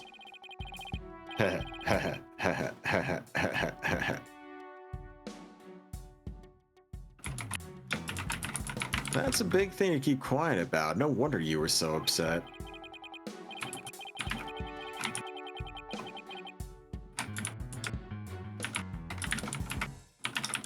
But it's not only that. I've been distraught about Prosecutor Blackwell as well. Prosecutor Blackwell? Well, as his handler, I'm sure you've got a lot of difficulties. That's not it. It's a question of justice. I've been wondering about why he's allowed to stand in court. Oh, Jesus. Reason he's still Hold on, I gotta prosecuting? go check my laundry. Okay. We're about to dive into Blackwell's past. It's like, grr. Finally my gonna God. learn why they allow a death row convict to stand in trial as a prosecutor. If I'm going down, I'm taking you all with me. I honestly don't think Blackwell's quite that type. No, I don't think so either.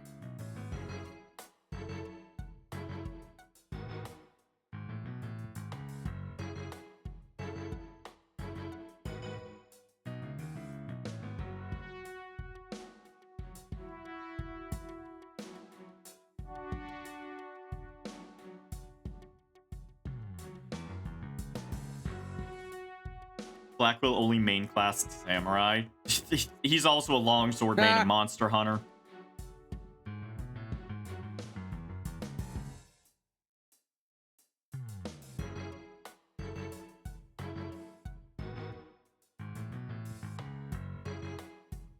God, I forgot how much they drip feed information in this case. Like, I promise you, there's about 3 things I have noticed in the background of this case that are going to be enormously important later on, and no one has said a thing about them. But they've been there this whole time. Like, I think this is only my this is my 3rd time through this case. So it's only my 2nd time, like, playing through it while knowing what's going on. And there's a lot of good foreshadowing they did with this one. But I've been purposely keeping my mouth shut whenever it's come up because I want it all to be, surprise. But man, why did I hate this game? Did I really just fucking have a hate boner for case number 3 that much? Maybe. Jesus. Yeah, that 3rd case must have just completely fucking tainted my entire opinion of this game because I've been loving this game. Yeah, it's very well done. It's just that third game that just fucking third case that pissed me off so much. It just tainted my view of this whole game, I guess, but anyways. Yeah, you seem to be having a fun time. Yeah. You know what? I gave this game another shot. You know what? I revised my opinion about it. The reason he's still prosecuting? Detective Fulbright, please tell us everything you know. Well, talking to you folks about it would definitely be breaking the rules. Never mind Oh that. my What are God. rules but things to be broken, right? Well, to tell you the truth, having a prisoner act as a prosecutor is highly irregular. guess that much. So why is it being allowed? I've been wondering and wondering about it. So you weren't told why either, huh? No. I guess the order came from pretty high up the ladder. Yeah, would I have? But Prosecutor Blackwell told me once. The hunt I've been on for the Phantom of 7 years past continues even still. 7 years course. past? Phantom, huh? And not one of the friendly variety either. No Danny Hey! here. Hey, Gyra, these are biddies. You can often get hyperfixated thanks, on one Gyra. thing and ignoring everything around, so I get that, yeah. I'm gonna see if there's like popcorn I can make. So Okay. keep going. You want- I'll be, okay. I'll be back. Keep going. So this Phantom of 7 years past. Any idea who or what he was talking about? Not a clue! But he seems to think that this Phantom is behind this whole incident somehow.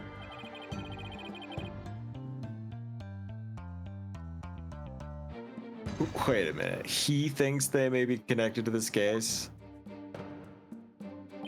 Yup.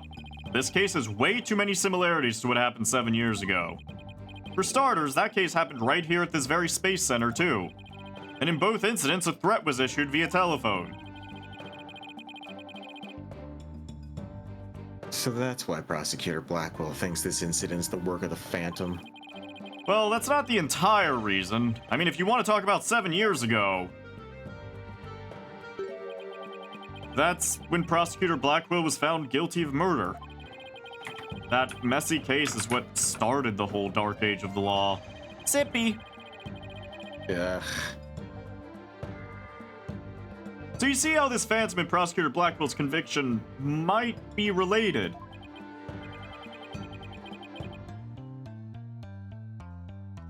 Yeah, I can see why you'd think that.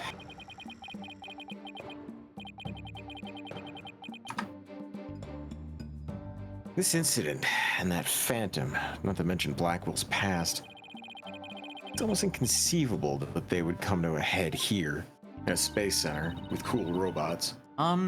This might sound crazy, but Prosecutor Blackwell can't possibly believe Mr. Starbuck is this Phantom person, right? I mean, he was acting kind of strange during the last trial and all.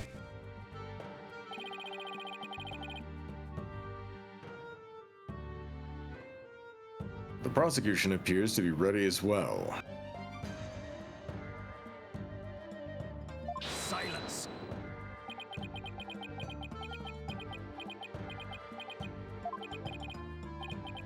Not yet. I'm not quite ready yet.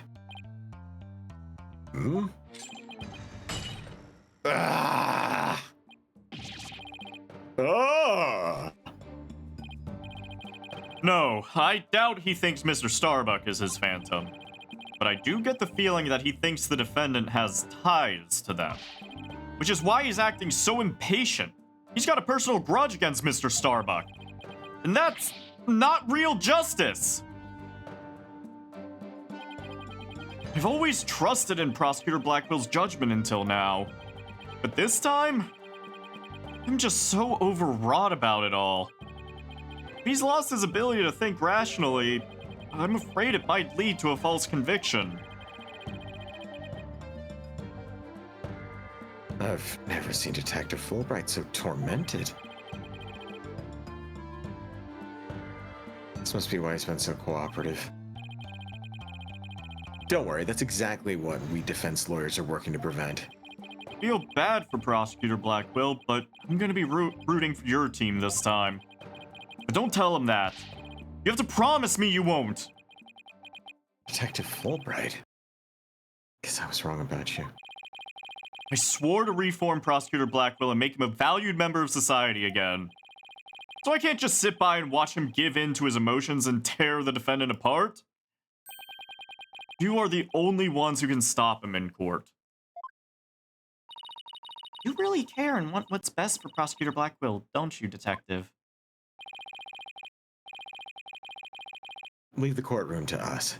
It's not like we want a guilty verdict either. I was hoping you would say that. I'm really grateful to the two of you. To show my thanks, I'll give you another bit of information. It's about the eyewitness. I saw her hanging around the Space Center entrance a little while ago. Really? Let's go find her, Mr. Wright. Thanks, you two. I feel a lot better now that I've been able to get that off my chest. I'm gonna work extra hard to find that perfect piece of evidence for you. In justice we trust on 3. 1, 2, 3. In justice we trust! Okay, later. He's such a There he dork, but I goes. kind of like. He's such a dork, but I kind of like him. He's something else. Wait, were we supposed to say "In Justice We Trust" back there too? Let's go see with that witness now. All right, the Space Center entrance it is. I'm gonna wait until Slug gets back for this one. Since there's a new character, I want to ask if he wants to voice this one or if he wants me to. I want to give him a chance before I start rolling into it. Gotcha. But, yeah. Apparently, Black Quill's somehow connected to all this shit. I mean, I didn't expect to see. I return. Welcome back. So to catch you up, Fulbright dropped some bombshells on us. Number one, Black Quill was convicted of murder 7 years ago, and that was around the same time. It was around the same time that there was a bombing here at this space center, and it seems like there's a lot of similarities between this bombing and that one. And Black Quill thinks that it was a work of some sort of phantom, and he thinks that the current defendant, Solomon Starbuck, is related somehow. Yep. So that's currently what we're working with. That's what you missed. And also, there's a new character coming up, and I'll let you decide if you want to voice her or if I should. Well, damn. Oh, the witness must be around here somewhere. Well, Oh, no. there's another robot, so... 1 second. Actually, I just realized it's probably going to be easier for me to voice her and you voice the robot. Okay. Yep. So I'm just with the robots now. Got it. Yeah. I mean, you've got the perfect fucking voice modulator for it. That's true. Changing the tone a bit. There we are. Oh. Hello. Hello. Uh-oh. Don't tell me the witness is a robot. Hello. Come over here. Hello. Hello. Are you sightseeing? Are you lost? Are you...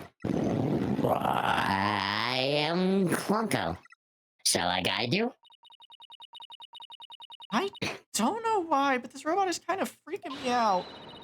Hey, you're not supposed to be wandering around. Ugh. What the fuck is this? Oh. Again? Ah! I've Abusive with- whore! You... I have had it with you, you hunk of junk.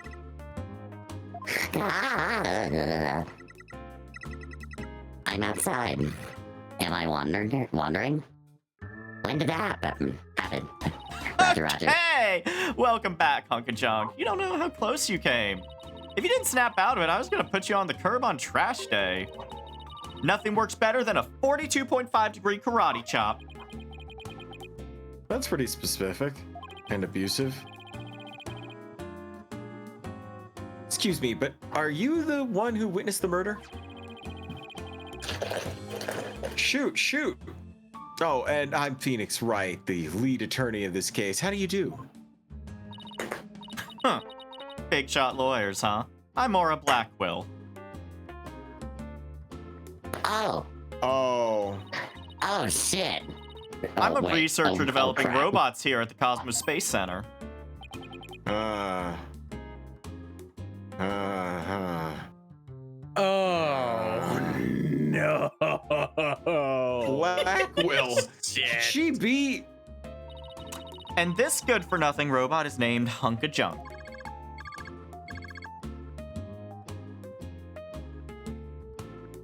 My name isn't Hunko Junk, my name is Klonko. That's mean, Miss Aura.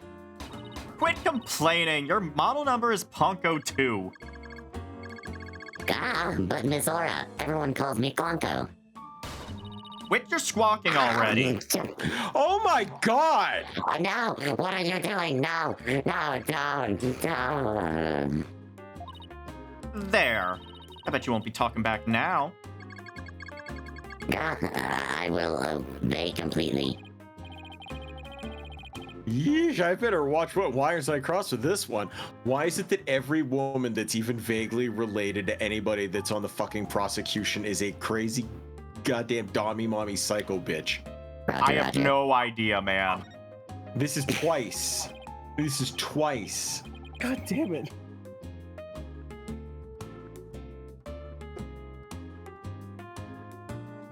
Your last name is Blackwell. Do you have any relative in the legal profession? That's still going. Oh. You are correct. Simon Blackwell, who used to be a prosecutor, is... Shut up. Only speak when I order you to speak. Roger, Roger. Simon is my little brother. You know him? Yeah, we met him in court a few times, right, Athena?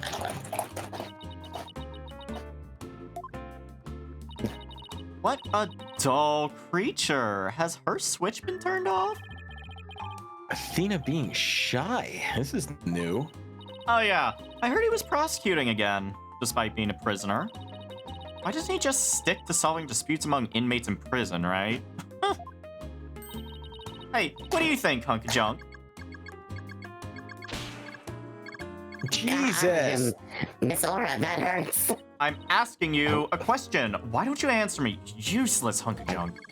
I'm going But to Miss Aura, kill her. you told me to only speak when you order me to speak. I told you to never talk back to me. You're worth more scrap. This bitch. That right? Robot abuse, hawk attacks, Blackwell family life was just be interesting. Well, do you have any other questions? Wait, of course you do. You're a lawyer. It's not like I'm on Simon's side or anything. I just want to get this over with.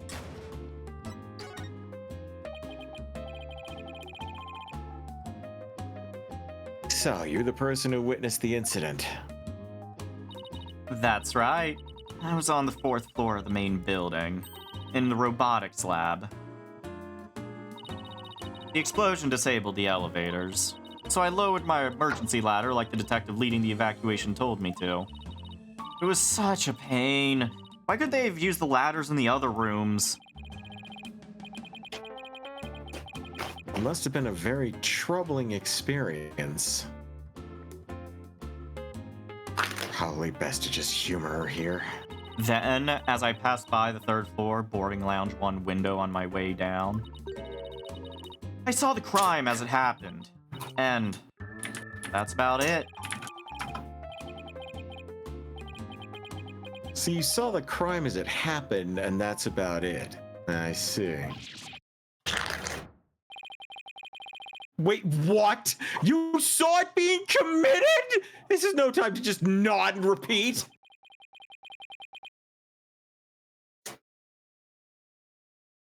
So you saw it in the 3rd floor lounge? The very scene of the crime. That's right. There's a small window on the right-hand side of the room. I looked through that from the outside. The room was pitch black, but I saw a shady figure holding a lighter in their left hand and a knife in their right.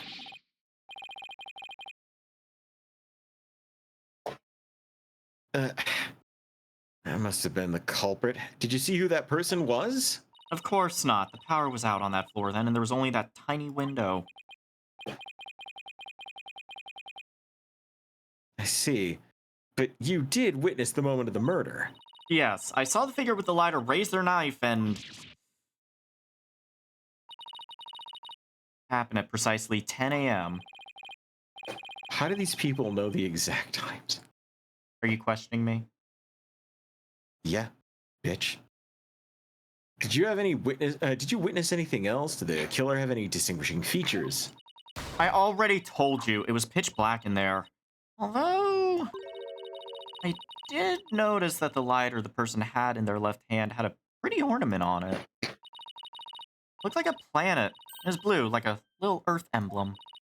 They had good taste in knickknacks anyway. An Earth emblem on the lighter. I'm gonna remember that.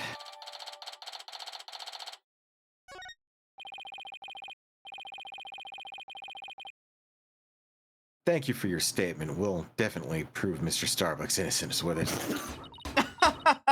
Yeah, right. I won't hold my breath. Pardon me?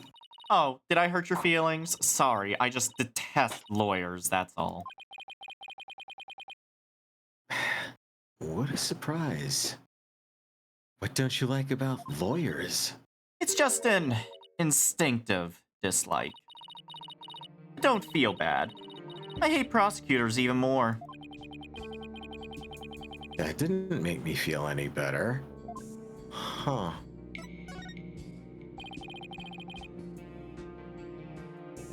Why do you hate lawyers so much? Little thing for my past. You don't The whole say. legal system is meaningless in the first place. I certainly don't agree. I mean, people are imperfect. They lie, they're influenced by silly emotions. You can't expect such imperfect creatures to uphold a reasonable system of law. I like robots much better. Even sad sacks like this one. Hey you! Look alive there!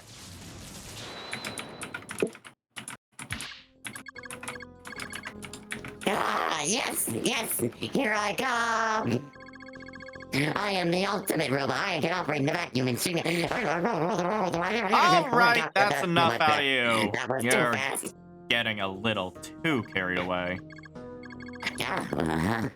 What was I doing? Yep, I like robots much better. At least you can make them any way you want them. Ah, so you're a control freak. Unlike humans with their petty emotions and constant worries. How can you say such things? Feeling emotions, worrying about the things we care about? That's what makes us human! Oh, well, the girl finally talks and she starts with a speech. That's what makes us human? You mean getting angry and snorting like that? Snorting!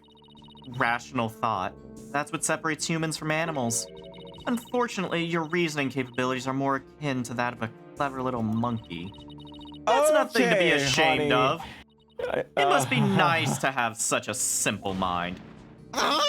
Can I punch her, boss? Yeah. Please, do. Humans certainly are absurd. I said you were clever, didn't I? Poor thing. Tell me, with people like you in charge, how can I possibly trust the legal system? So she distrusts not only lawyers and prosecutors, but the whole legal system. What in the world happened to this woman to make her so bitter? Even if somebody important to me was killed, I would never wish to see their killer brought to trial. 'Cause I'd much rather kill them myself. Uh-huh. You can't be serious. Huh? Wait, that thing you're wearing around your neck. This? Around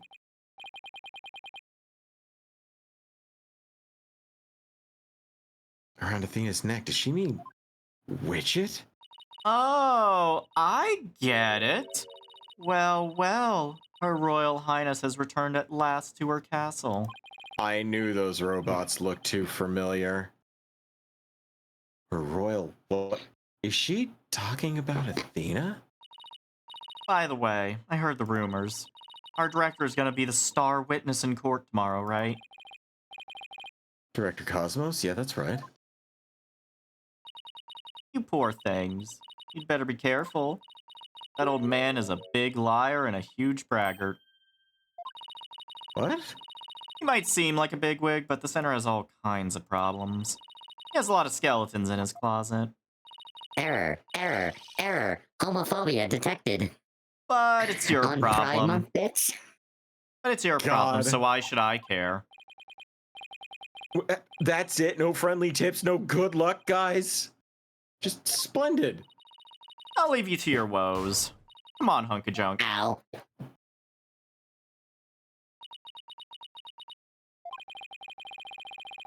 Sad to me that she doesn't believe in our legal system anymore. She must have had a very bad experience to make her feel that way. You alright, Athena? You seem very down. I just can't believe she said all those things. Wow, she's really upset. She's been trying not to let it show all this time? I guess it's not all that surprising.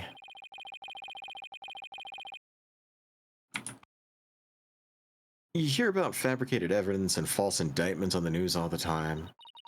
You mean that whole dark age of the law nonsense? So sick of hearing about that. Sippy. Sippy. Oh, I love it. Well, all we can do is believe in what we're doing. Yeah, you're right, boss. I agree. Maybe it's time we went back to see Mr. Starbuck. Good idea. We should tell him about the bullet and Miss Blackwell's statement. All right then, next stop, the detention center.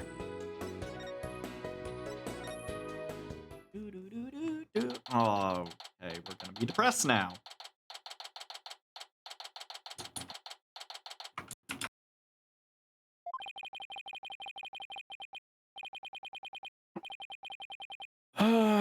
My lawyers are here. Must be bad news.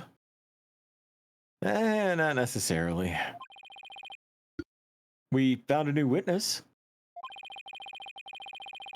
Researcher we saw the moment of the murder through the lounge window during her escape. Really? So they're gonna let me go? Oh, by the way, there was another aspect of his character design, Ice, that we figured out after you left last week. His goatee looks like the smoke from a rocket. Oh my god, you're right.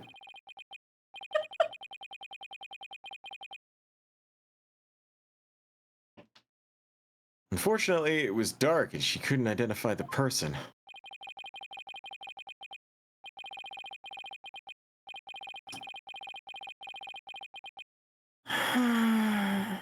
I should have known. My stars will never align just right now, too.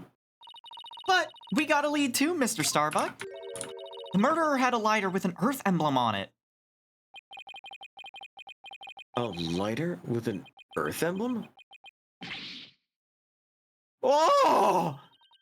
Did you remember something? Yeah, I sure did. Just a little bit, though. Anything at all would help, so please just tell us what you remembered. By the way, Slug, you're gonna have a lot of lines coming up here shortly. Don't worry. Uh-oh. You mean... Wait. You'll see. You'll see. I thought I was unconscious the whole time. Now I remember. I woke up for a few brief moments. That's huge! Do you remember seeing anything? A lighter. I saw the flame of a lighter floating in the darkness. Uh-huh. Good. What else did you see? What was nearby?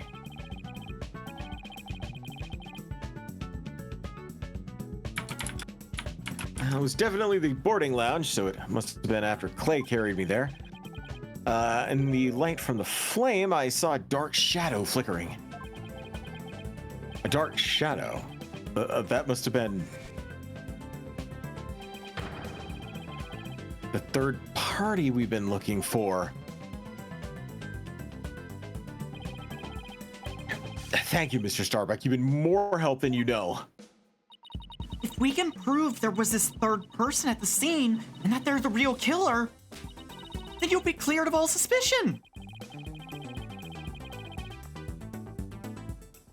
The key will be whether or not we can identify this third person in court tomorrow.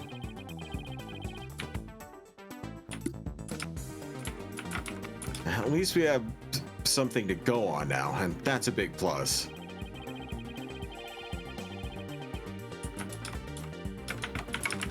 Should probably just tidy the evidence up a bit before someone mistakes me for a hoarder.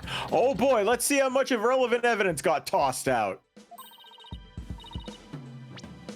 And now that we have a glimmer of hope, I'm suddenly Just a couple. starving. Oh my, well, yeah. Now that we have a glimmer of hope, I'm suddenly starving.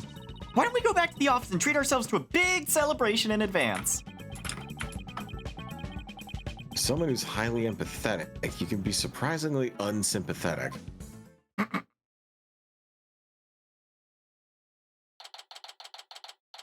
There is a actual factual difference between empathy and sympathy, so it's a good thing that people know the difference. So, you found your strategy for tomorrow's trial, huh?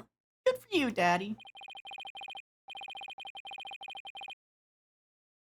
Well, it's one step forward anyway. Hopefully it'll give us a fighting chance in court. As long as we can find out who this third person is. Now let's get something to eat. I'm starving. Oh, my vote is for Eldoon's noodles. Ew, but also there's just spaghetti right behind you, so. Apollo! Ah. I'm here to take my relevance back. Apollo's sitting up there being like, ah, good, the Mormon's playing me. Can't expect God to do all the work. Oh my god, he really is like dripped out like that, isn't he? Oh my god, he is. Why is he? Because I'm assuming he's got bones. He feel achy. Remember, he got caught up in that fucking explosion. Oops. Yeah, he shouldn't be in the fucking. He should be in not here. What are you doing here? I didn't think the clinic was ready to release you yet. My wounds are man. fine, and I'm done lying around. By the way, he had the eye patch before for people who weren't here last week. He's Yeah, had the eye why? patch the whole time. He said it was just a sty, apparently, but we don't know if that's true or not. But then, like, the bandages on his hands now, that's from the bomb. But like, why have a bandage? Apollo! This doesn't make sense. You're supposed to be in bed. Leave the case to us. We'll take it from here. Thanks, but that's not an option. Not for me. I need to keep my relevance. Apollo. And you ain't gonna fucking stop me.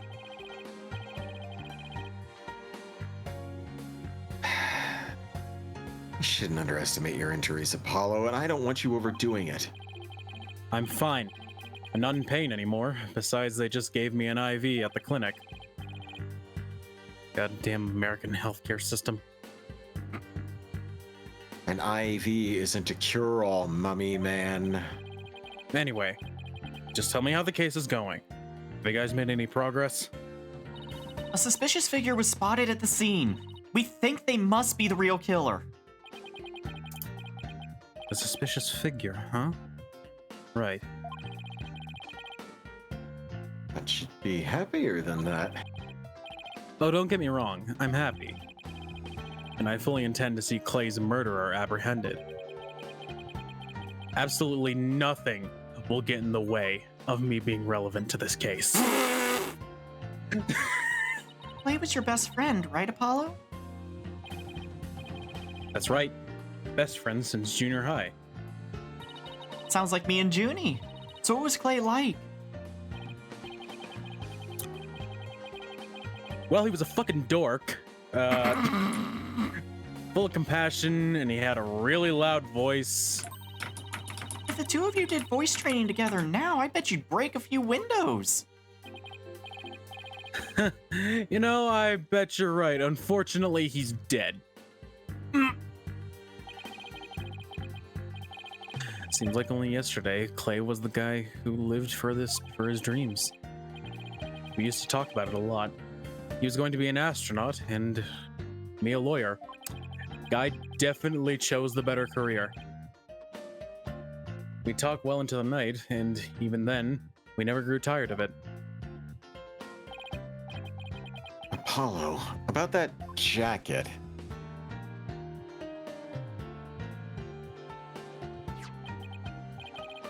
Oh, it's oh! Apollo. Oh my god, wow. I'd like to talk to you about this concept called stolen valor. Now, fucking don't do it. Hold on. That ain't a military uniform. That's just an outfit from the space thing. That's not stolen valor at all. I mean, it looks pretty valorous. It's the dark age of astronomy. Oh god. I knew it. It's a special jacket that was only issued to members of the Hat Project. He was finally able to get one of his own once he was selected for the Hat 2 mission. The Hat Tool mission? Oh, sorry.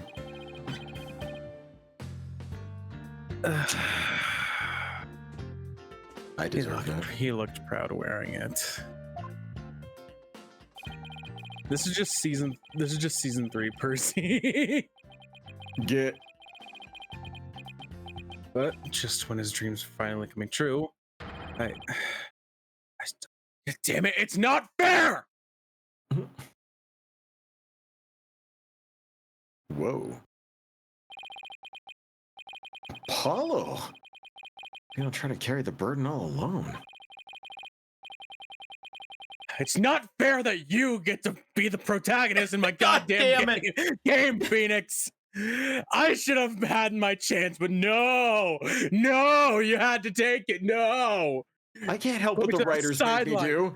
Oh, fuck the writers, man. You know what you did. I guess we're both unlucky then. My own debut.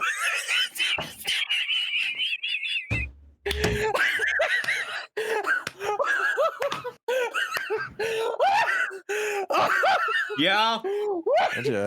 Don't you love it when the improv immediately falls into line with the dialogue that's been written 2 sentences ahead and you have no fucking idea? Somebody fucking clip that, please. Oh, we got short materials today. Oh, YouTube algorithm be eating good. They addressed it in their own game. Mm-hmm. Yup. They knew it. Trust me, they knew.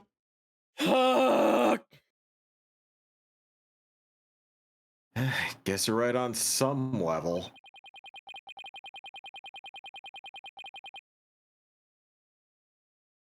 Trial of the year and a half ago wasn't exactly the smoothest of starts.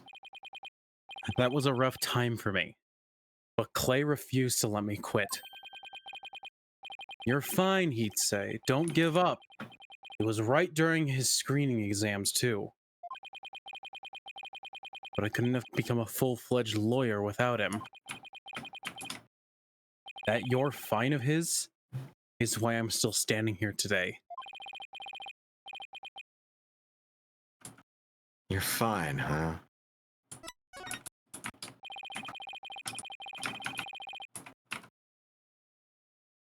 You're fine and I'm fine. Were like your catchphrases, weren't they?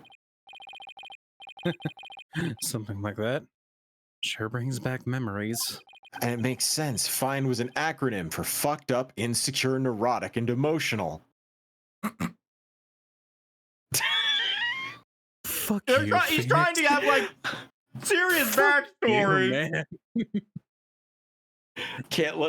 We can't let you have that origin story, Apollo. You've already had one. You're Don't worry. taking my thunder again. Don't worry, he's getting this origin story, and then he'll have another one in the next game. If I'm there. When we were in junior high, Clay's mom passed away in an accident. But he wouldn't show his sadness to anyone. One night, I found him crying all alone in the school courtyard.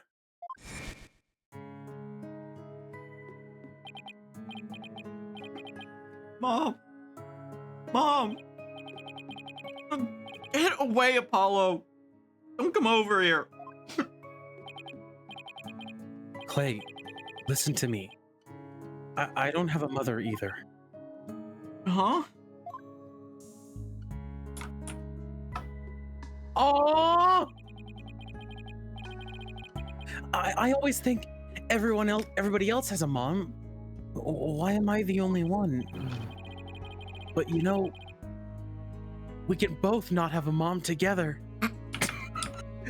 When I start to feel that way, I yell at the top of my lungs.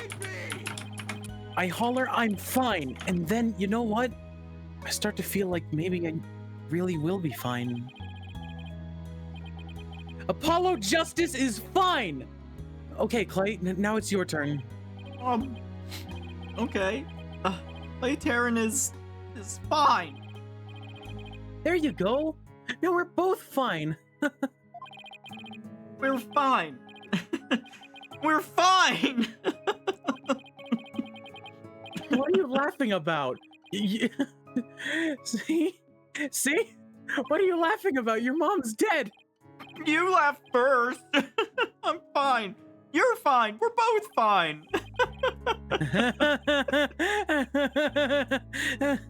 Now suck it up, pussy. Oh my. Thanks, Apollo.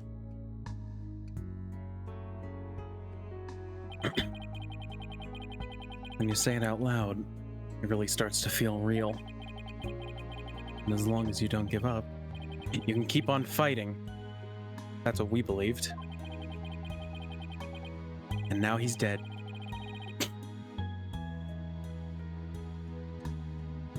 As long as you don't give up. Isn't there somebody else who said something similar? By giving to my fear, I'll never find the truth. As long as I don't give up, I can keep up the fight.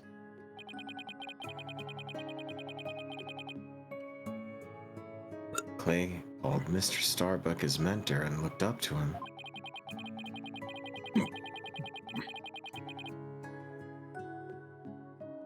I wonder if I can be a good role model for my staff like Mr. Starbuck. You probably can't, Phoenix.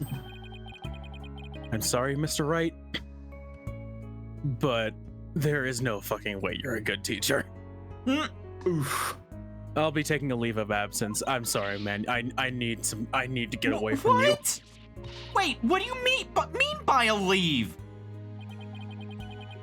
You're really serious. Can you at least give me a reason why?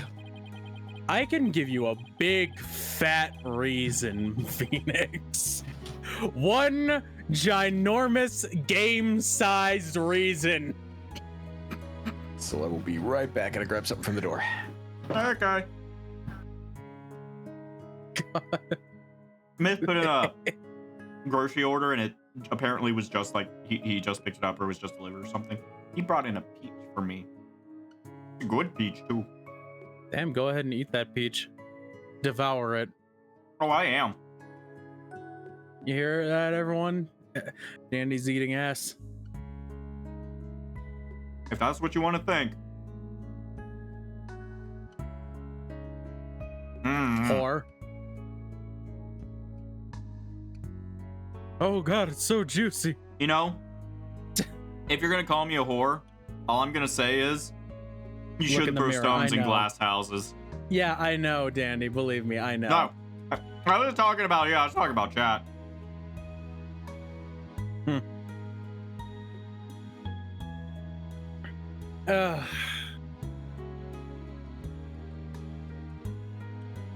One ginormously fat fucking reason, Apollo.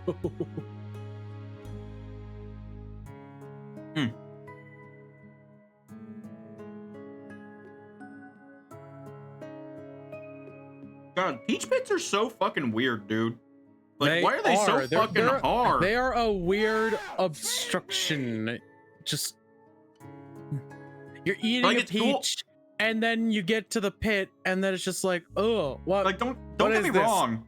It's cool that you can like eat the entirety of a peach and just like fucking tear that shit up, except for the pit. But it's like, why is the pit so hard? Because it's the seed, Andy. It makes a tree. It needs to grow. Well, yeah, but like, it's so different to other. Also, Jesus Fucking- Christ, Zerm. Thank you for the biddies. Yeah, Good lord, thank you, man. Zerm, and thank you, Zippy, for all the biddies. Oh my It's just- god, everyone. What the fuck? Like I said, it's so different to other fruits. And it's just like, I mean, I know It that is, other because you fruits can have eat pits, the whole but thing. it's just, it's more of a, Like it's just apples, interesting you to can't me. really eat. Yeah. Apples, you can't really eat the center, the center part of it. say, it depends. Sometimes you can eat the core of an apple, but Speed run the peach eating.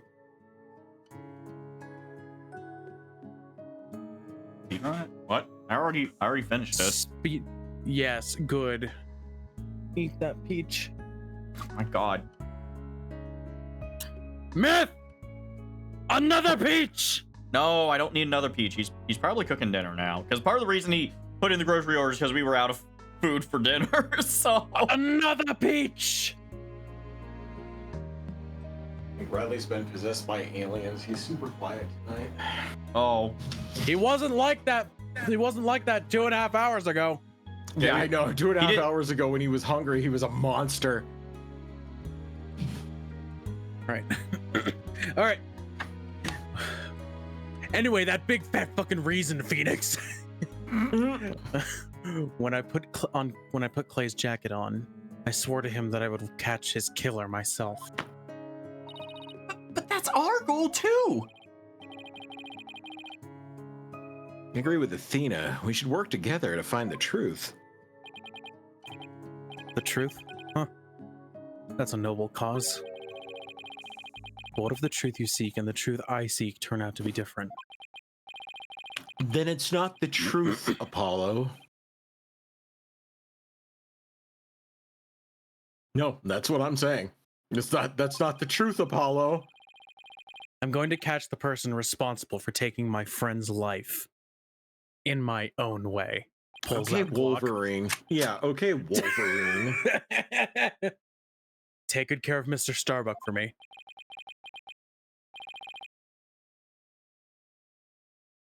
Hold on. Hold on. What are you doing? I don't think Apollo knows. No. Nah, it didn't work. I gotta get going then. See ya. See ya? Did you just say see ya?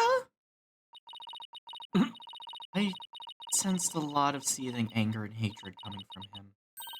And also, suspicion. He's not walking out on us like this. I'm gonna go talk some sense into him. Hold on, Athena. Apollo can believe what he wants, but I believe he's wrong. Even if we take different paths, the truth we arrive at should be the same. I think the quicker he solves this case, the better it'll be for Apollo. Yeah, you're right, boss. All right, that's enough for one day. Make sure you're ready for tomorrow's trial, okay?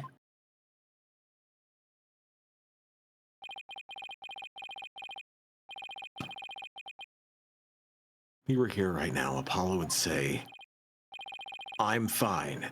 Everything is fine. I just hope things really do turn out fine for him.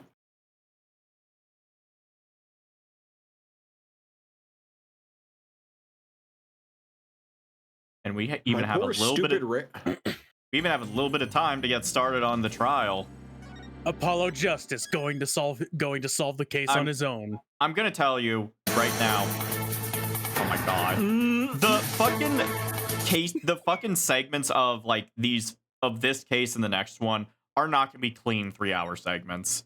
We got lucky with like the first half of the game. The rest of this is not gonna be so clean, so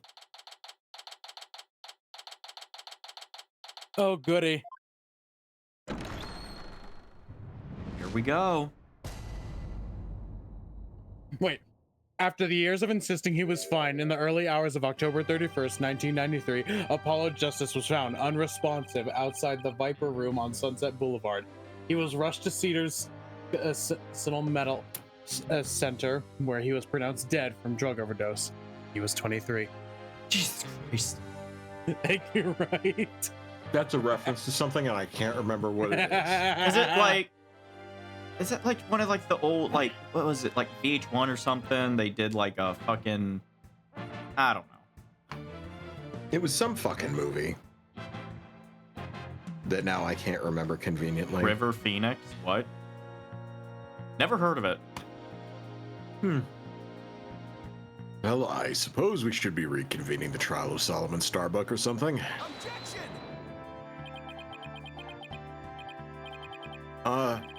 Your Honor, would you please come out from under your bench? Carry no more bombs, I promise.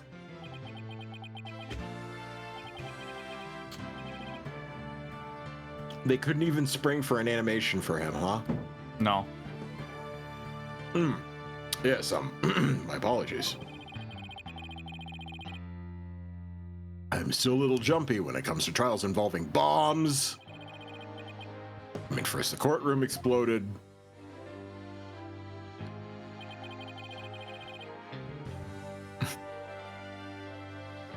And then Mr. Tonate exploded.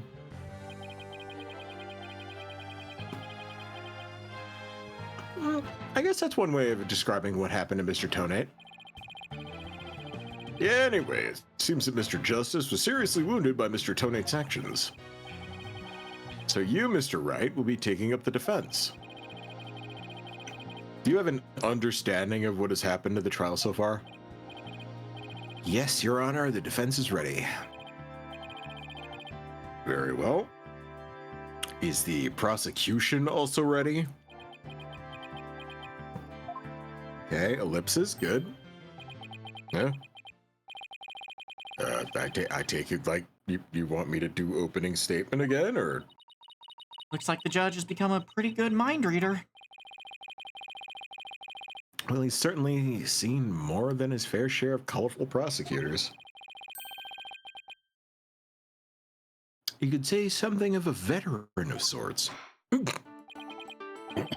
I'm somewhat of a prosecutor myself. Let's see. In the previous part of this trial, we learned that the victim, Clay Terran, escaped from Launchpad 1 carrying the defendant, Solomon Starbuck. There were explosions on the second floor of the Space Center and on the rocket itself. The two astronauts used Launchpad 1 and its corridor to reach the boarding lounge. And? How could the victim climb down the ladder if he was carrying the defendant? That was the mystery that needed to be solved. But Mr. Justice proved that the victim was killed in the boarding lounge. Prosecutor Blackwell, were you able to discover any new facts related to this point? Upon further investigation, we discovered an oxygen tank fragment in the lounge. Surprisingly, it would appear that Justice Dono's argument was correct.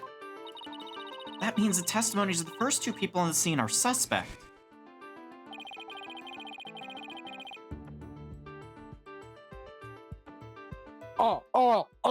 Yeah, Apollo might be gone, but there's still flashbacks, motherfucker. Sorry, that's a popcorn in my mouth. God. Fuck. All right. There were two people who claimed to be the first on the scene. But can we truly trust their statements? Let's see. The two people were Detective Candace Arm and Yuri Cosmos, right? You think that one of them might have given a false statement to the police? It's certainly possible. We might have to do a little more digging.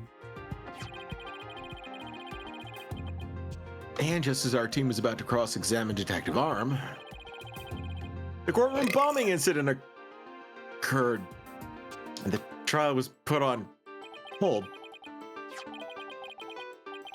That accursed fellow, he killed my witness. He killed Detective Arm. He definitely put the kibosh on anyone asking her about what she saw. Exactly. In other words, the question of who killed the victim in the boarding lounge has once again become the main focus of this trial. It's obvious Prosecutor Blackwell still thinks that it was Mr. Starbuck. Albright said that Blackwell has a thing against the astronaut. Nevertheless, the defense argues that there was a third person in the lounge and that that's who killed the victim.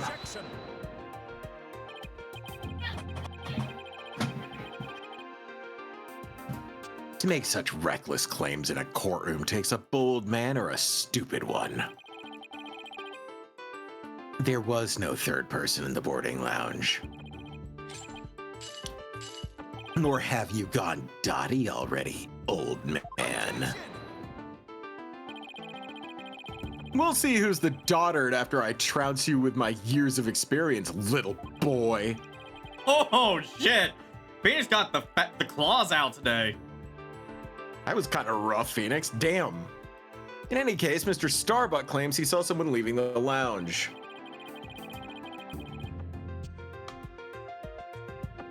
Furthermore, a Space Center employee also saw a suspicious figure at the scene.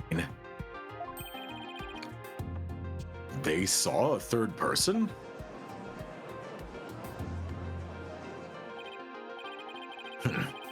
I see my sister has been running her mouth. Oh, that's right. I almost forgot that Aura's Prosecutor Blackwell's sister. No matter, she didn't see this mystery person's face clearly. Therefore, there's no evidence to indicate that this person was not the defendant. Guess the possibility that the figure was Mr. Starbuck is still there. In brief, we need to determine if a third person was there or not. To this end, we should hear the testimony of one of the first people on the scene. Director Cosmos, huh?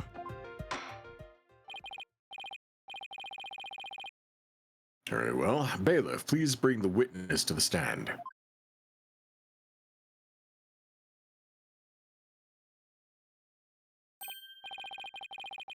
I believe I've seen you before in the newspapers. Of course you have. Of course you have. For I am Yuri Cosmos. Well, let me wash my hands. I got schmutz on them. Oh, okay.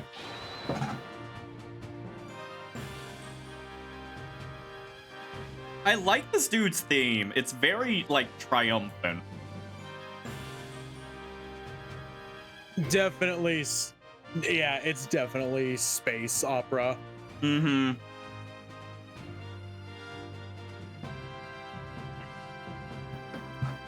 And now for more racist Russian accents. Director of Cosmos Space Center, which was of course named after me, Yuri Cosmos. Don't you have anything you wish to ask me? Looks like he's all geared up to do some bragging. Shit. Riley, get out.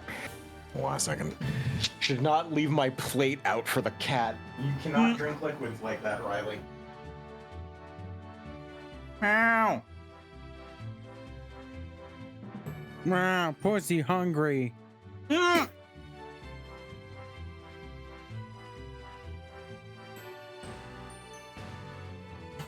Don't tell me that actually got you. Got me a little bit, yeah. I just wanna double check something. Do I have the ability? No, I do not.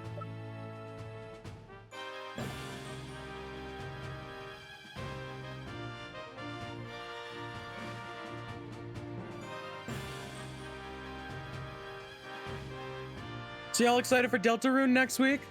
Mm-hmm. I can't wait for the kind of trauma that's gonna be brought upon us, and It's the what, new wave of Asgore artwork that's gonna flood our social feeds. What is it, Wednesday? I think so.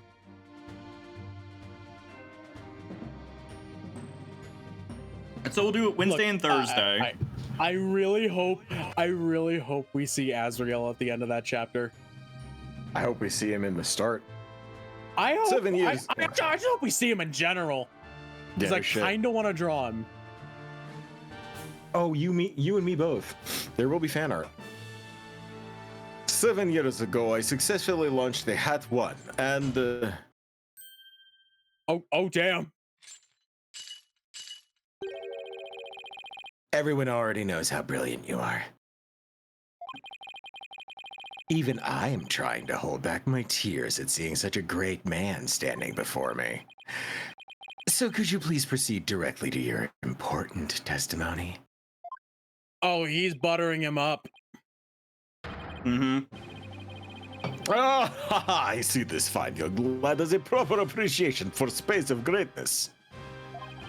No. Then allow me to begin my epochal testimony that will space out to be recorded in the annals of space history. That species prosecutor Blackwell's just now. Sounded more to me like he was poking fun at Director Cosmos. It's probably for the best that it sailed right over the director's head.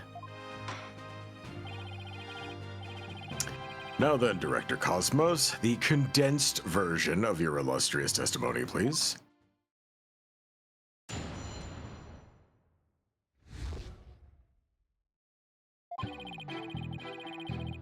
Detective Arm and I rushed towards the boarding lounge together. We went via control room and peeked in the room. From there we saw what was going on inside. We saw a figure standing in the middle of the lounge and Terran laying on the floor. I hate to say it, but I can only imagine the standing figure must have been Starbuck. I see. So in your testimony you claim you arrived on the scene after the two had escaped from the launch pad to the lounge, and just after the victim had been killed. Oh, the horror, the humanity. But what I said is what I saw, and what I saw is what I said, Space. Courageous action to take the face of such terrifying explosions, wouldn't you say? Oh, yeah. To save my men, I went personally into the epicenter of danger in space. Risking my own life for theirs! Space! Oh, what do you know? It sounds like the director really cares about his men. Yeah, and space. Although it sounded more like he was scared than just had a peek in from far away. You have a weird thought that just about everyone except Athena sounds weirdly similar in this trial. Its defense was ready to cross-examine the witness. Yes, Your Honor. I think they're very competent voices that are used to should probably be hired professionally. Or used in pornography. One or the other. Director Cosmos' testimony is pretty vague. I'm going to have to press him and draw out more information before I do anything else. Yes, Phoenix, this is one of the last cases of the game, I'm aware.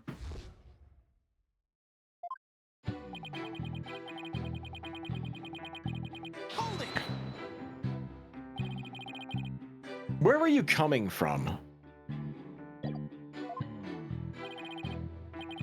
The sixth floor. Well, usually we were making sure any stragglers were made their way from fourth floor. Where are you coming from? Well, And usually I was coming from my bin. God damn it! My big, enormous, gigantic cock. Is that what you were trying to go? Your 7-foot cock? Is that where you were aiming before I stole your bit from you? Fuck you. Gonna have to be faster than that, yeehaw. It was when we heard about Starbuck in space and they hurried to the lounge. On my galactic space scooter here, of course. Why do you keep calling it galactic? Does it have something to do with space? I said the word space right after. Obviously, it's specifically designed to be used on galactic battleships that totally exist and are real. I see. Then I take it works in 0G2. Oh, fuck no. With the current state of technology as it is, I'm afraid that would just float around to be galactically useless. Well, that's a galactic bummer.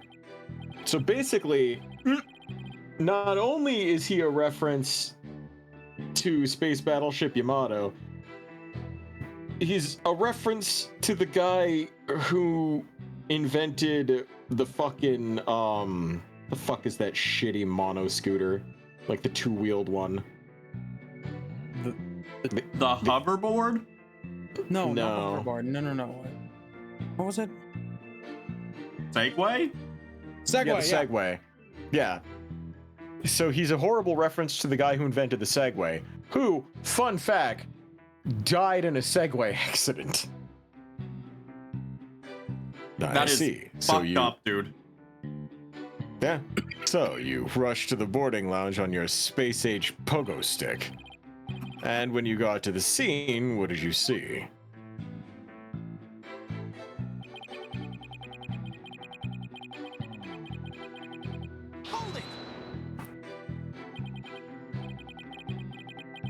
Let's see, according to this Venn diagram, center you can see all narcissistic personality traits, and you, conveniently, are overlapping all of them. You didn't have to go through the control room to get to the boarding lounge one. Looks like you could have just gone from the southern corridor as well. Yes, but in her haste, Detective Arm brushed ahead of me towards control room. All I could do was merely follow behind her. I see. So we peeked into boarding lounge room from space control room door and...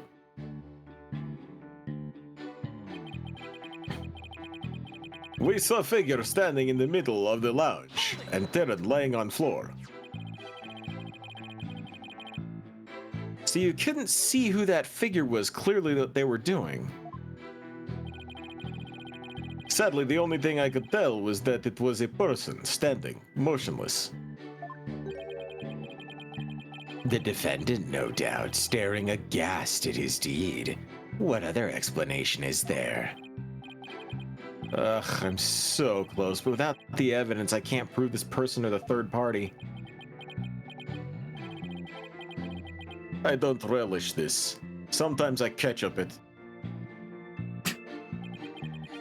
Oh my fucking god.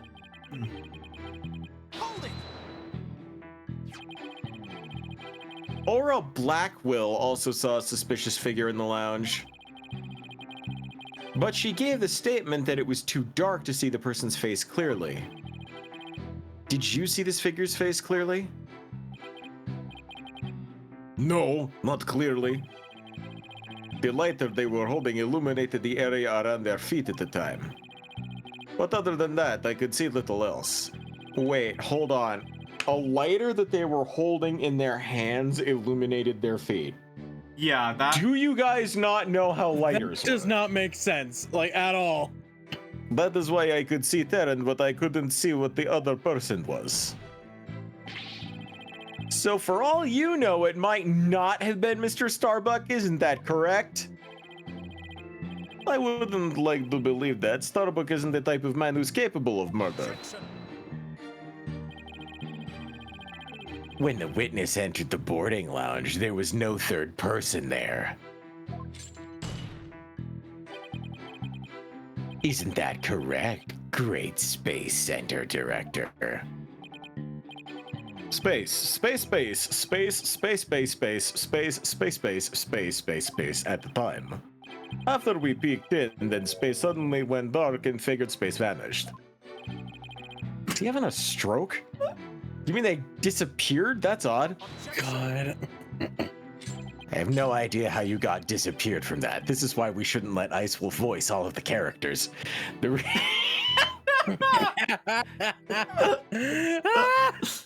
you want me to take over Phoenix, all you gotta do is say the word. I've been drowning this whole father fucking time. All right, I'll Reason take to over fix Phoenix. Let Slug do something. Okay, Slug, you want to take Phoenix? Sure, I exist. All right. No, you don't, Apollo. Get out of here. I'm joking. The reason the I'm figure joking. appeared to vanish is because it was the defendant. When the witnesses weren't looking, he fell to the floor and feigned unconsciousness. Hold on, Director Cosmos. Did you ever take your eyes off the scene? Just for a brief instant, about as long as it takes for shooting star to go by in space. I swear to fucking God. If you took your eyes off the scene, then this third person could have escaped during that time. Oh my... But what escape route could this person have used?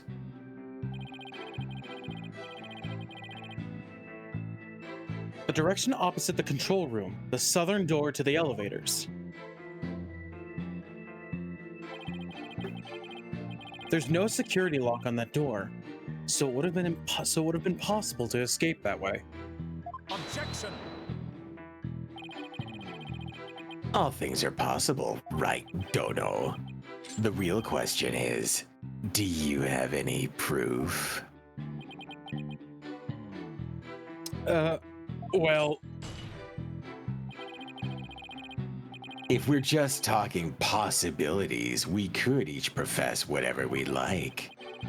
An inmate who used to be a university professor and lunar researcher used to say that there is a kingdom of little green men who live under the surface of the moon, in space. we're not supposed to talk about that. As long as they don't punish us in the same name of said moon for what we've done to it. I will punish you in the name of the moon. Oh my god, it's a Oh Sailor my- Moon reference. No! Wow. Okay, now we just need This- like Gundam or something. Yeah, I Okay, feel so like we got the I three- feel we like this got three whole anime. case is just anime references. Okay, we got Yamato, we got Sailor Moon. What was the other And one? we got fucking Tezuka verse with Alright, now- Blackjack. Now we just need Gundam. But I say, where's your proof that this quaint kingdom exists? He's calling your theory a work of fiction, boss. And he's right. I don't have any proof yet, still. The southern door was a possible escape route. I better make a mental note of that. Director Cosmos, may I ask you a question? Yes. Why did you look away from the boarding lounge? Ha ha ha! There is actually another tale of bravery behind the answer to that. It was when Detective Arm saw the figure and raised her gun. Being a great humanitarian and protector of mankind in space, I tried to stop her. What? You're saying Detective Arm raised her gun as soon as she saw the figure? I imagine her instincts that the detective told her that they were the killer. I don't know about that. I'm not so sure about that one. And were you able to prevent Detective Arm from firing her gun? Oh, fuck no. I was unable to stop her. She identified herself clearly and then... she fired 2 warning shots at the shadowy figure. In space. This information about Detective Arm's actions sounds critically important. Please add this to your testimony. I want to look something up really quick. What's up? Is there a gun that fires?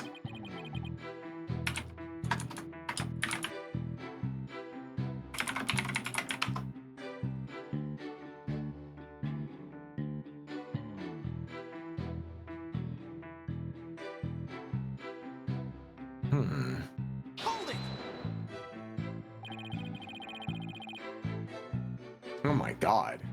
And neither of these 2 shots hit the culprit. Sweet Jesus, not only do they exist, but for the love of God, Glock makes some of them. Oh my god. Yeah, they're sorry, not Glock makes, but there are some Glocks that fire them. That's interesting. Little baby bullet.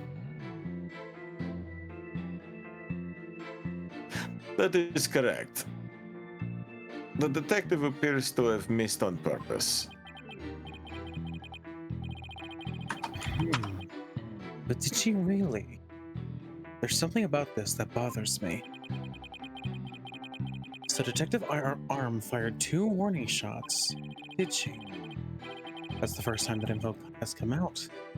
Wonder if I can find any inconsistencies. All right.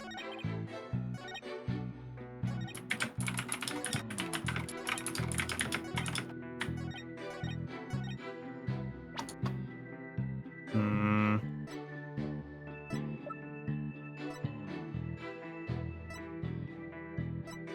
A single bullet hole. 2 warning shots. Can you One look at does that- not can you look at equal that- 2. Can you look at that bullet real quick?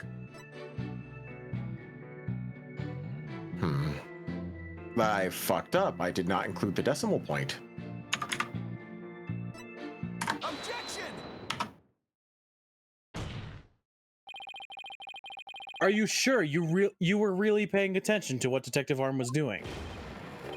Okay, Whoop. there is only one type of pistol that fires this. It's the 2mm Kolibiri, Oh, which is an Austrian pistol. Fires 2.7mm Kolibiri rounds. Oh shit, They that thing are- is tiny. Yeah, it's a little tiny tot. You doubt my words? Words that will someday be written in the history books and laminated in space? Ugh. Somehow I don't think that those exact words. yeah, holy fuck. Okay, I did not realize how fucking tiny that was. Hold on. The gun looks like a fucking toy. Yeah, It because is a toy. this is literally going to be important to the case, so I'm just wanting to give everyone Yeah, context. it is. This is the gun. It is a. Yeah, it is a fucking toy. Yeah. This is the size of the gun that fires the 10 caliber round.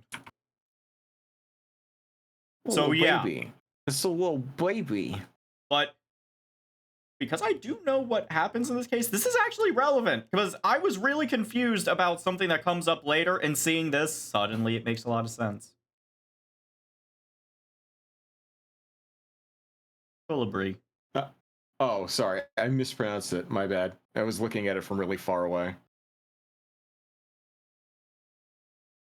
It was made by a watchmaker. That explains so much. That actually does explain a lot. All right. Bug? I said it. Oh, you did? Okay. I did. I was too distracted by the gun. I'm sorry. Will ever be written down in any history books. Find me a gun that's almost as big as Phoenix's penis. Mr. Wright, could you please explain yourself so that we can all understand? You say that Detective Arm fired 2 warning shots. And yet only 1 bullet hole was ever found at the scene. What? Only 1 bullet hole means the gun was fired only once. And yet Director Cosmos is saying Detective Arm fired 2 shots. No editor would allow such a glaring contradiction into a history book, Objection! unless it's written by the winner.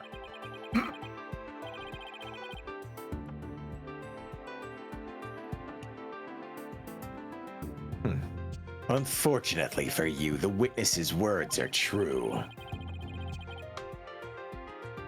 We've confirmed that 2 shots were fired from Detective Arm's gun. There was... Oops. But there was only 1 bullet hole at the scene. Where was the other one? Where'd the other one vanish to? Ah!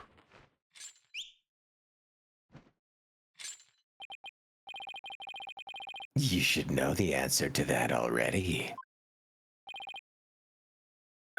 I should. During the previous trial, a certain oxygen tank was presented as evidence. We've already discussed that it was ruptured in the lounge, have we not?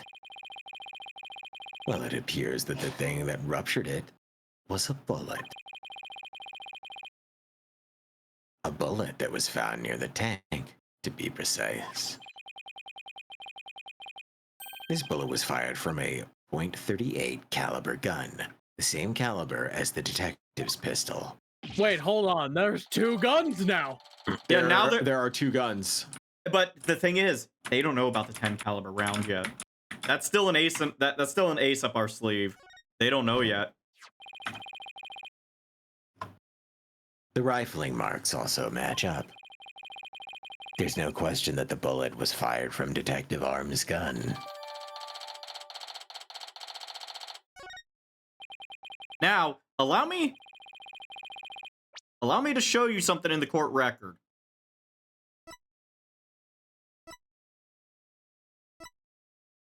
They actually did make different images for each of these. They did not just scale it. Small PP, large PP. Mm. Well done.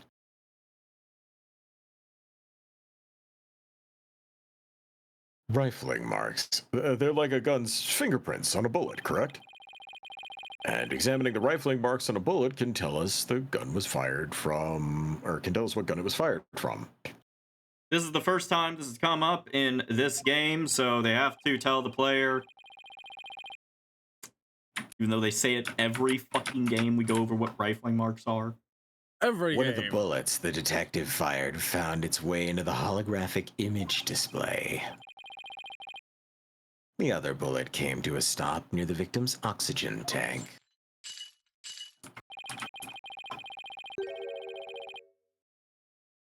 The evidence confirms the director's statement that the detective fired 2 shots of vodka.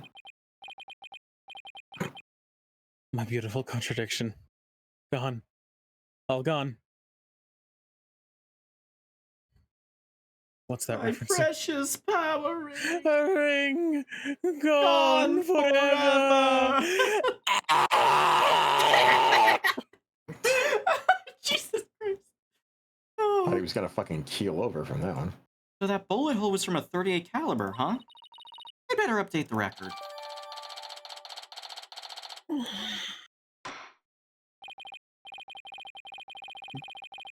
Very good.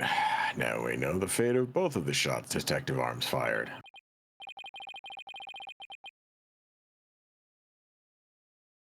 Mr. Wright, does that clear up all of your questions? Detective Arm fired 2 warning shots. One hit the holographic display and the other hit the oxygen tank. Does that real clear up everything about what happened to the thing? No, it doesn't! Not even a little bit. That just leaves me with more questions. No, Your Honor, it doesn't. Detective Arm fired 2 warning shots from a 38 caliber gun. But that doesn't explain the existence of a certain piece of evidence I found at the scene. A piece.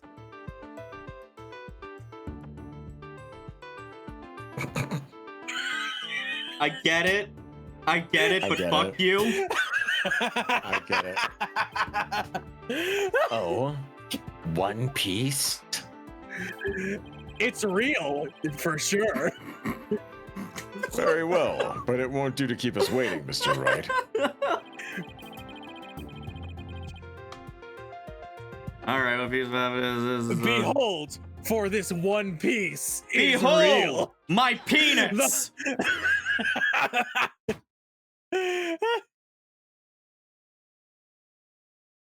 And what is this metal pellet supposed to be? What's this little guy doing here? That, sir, is my penis.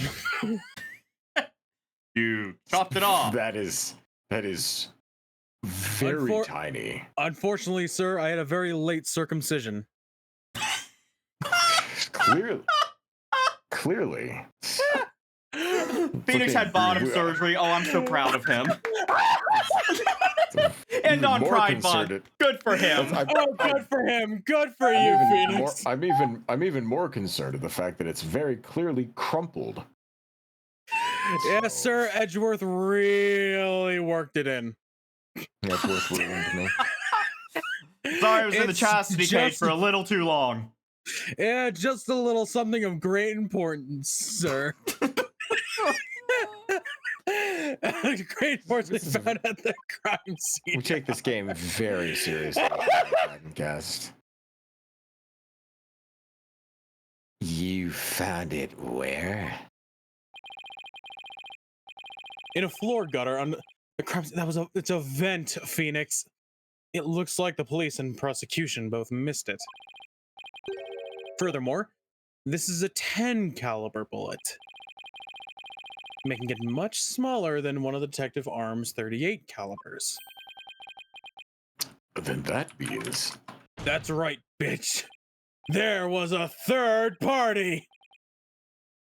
One more person must have been in the lounge. A third person who had a gun that could fire a 10 caliber bullet, and I don't know how that would wound someone so badly. If it hit the right spot, If it hit a like, vein, if it hit a vein, you're dead. But yeah, if it goes through the heart, that's just, you're gone. Like, I'm sorry, you puncture the heart in any capacity, that's just it for you. Unless you get to, like, medical attention right the fuck away. But, like, a bullet is a bullet. It does not matter how big that bullet is, it can kill. and if A bullet that's sounds true, the same in any language. yeah, and if that's true, it explains why Detective Arm fired warning shots. This third person fired at Detective Arm and Director Cosmos with their gun. And in return, the detective fired her warning shots. Isn't that how it really went down, Director Cosmos? Ah, it looks like you've deduced my miraculous tale of survival. So you're actively making this harder for everyone. Good to Yes, know you're you just absolutely admitted correct. The mystery person fired upon us. You guys realize what kind of massive contradiction he just made, right? Yeah. He literally just admitted it. He doesn't...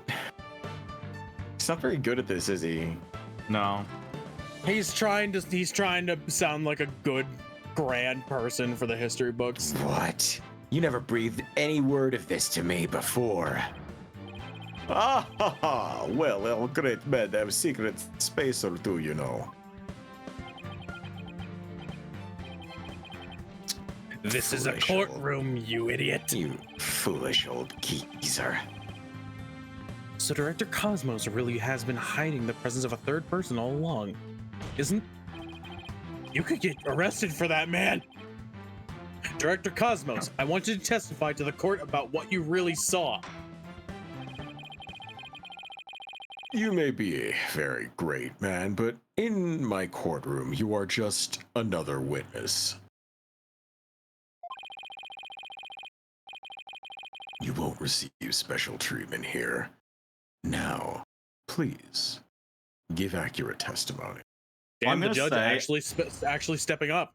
I know that we've already gone 3 hours, but I will say, after this testimony is a fantastic place to stop for the night. So are you guys cool with going just a little bit longer tonight? I do not mind. It's, Yeah, go for it. Okay. It's one more testimony, so...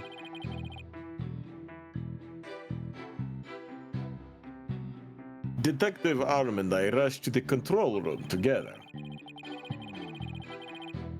In the lounge, we saw a figure standing in the middle of the room and Terran on the floor. We were still in control room to the east when the figure fired at us.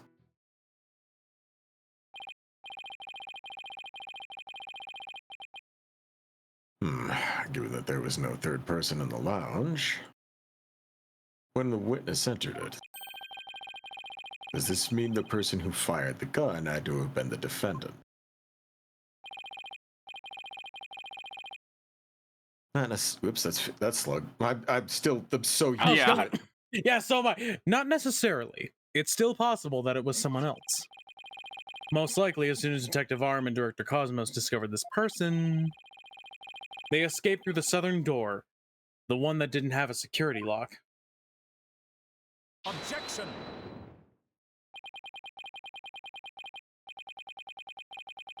Double-edged swords are a tricky lot. Mishandle one, and it is you who is cut down. Huh? Your reasoning could apply if Space Boy were the killer as well. Think about it. After being discovered, he could have fired the little 10 caliber gun. Detective Arm would have responded by firing 2 warning shots.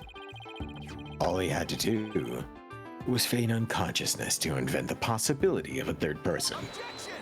Objection! No! Objection! Nuh-uh. Fuck you mean, nuh-uh, right? Here's the thing. Nobody would feasibly own that small of a gun unless they had a very specific reason. It's not a gun you go to a gun shop and go, I'll take that one. You have to special order them, like they're novelty collector's pieces, practically. Right. But Mr. Starbuck didn't have a gun in his possession when he was found by the police. Nor has a gun been found at the crime scene. Its absence can only be explained if there was a third party who took it with them. Objection.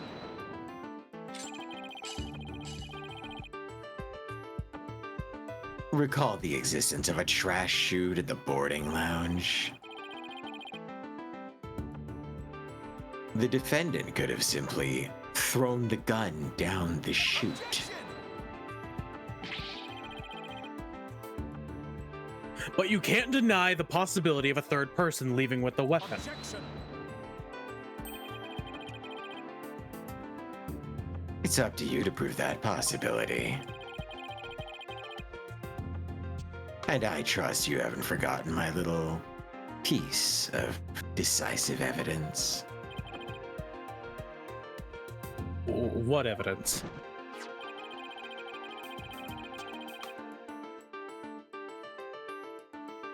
Why, the detonator switch that was found in Mr. Starbuck's pocket. Naturally. The most compelling evidence of all that tells us that he's the culprit. I did forget all about that. Look, your baldness. How deliciously obvious it is that they lack the evidence to rival mine. Oh, he sliced our third person theory to ribbons and served it to us, just like that. Yes, well, I have a question of my own, actually. The bullet that the mysterious figure shot. What did it hit exactly?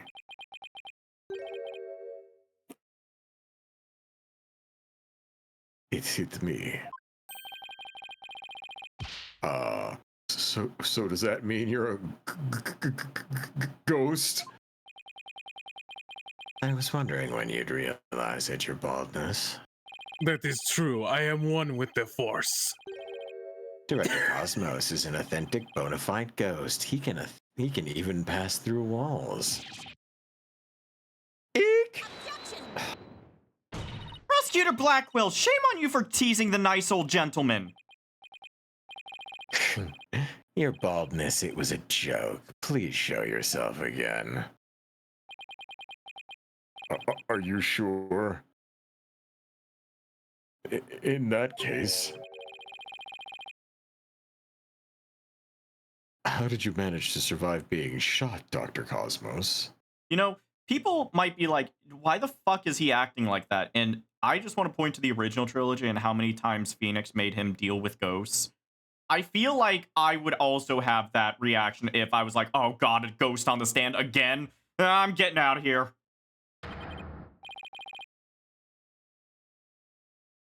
Ah, ha, ha, I'm glad you asked.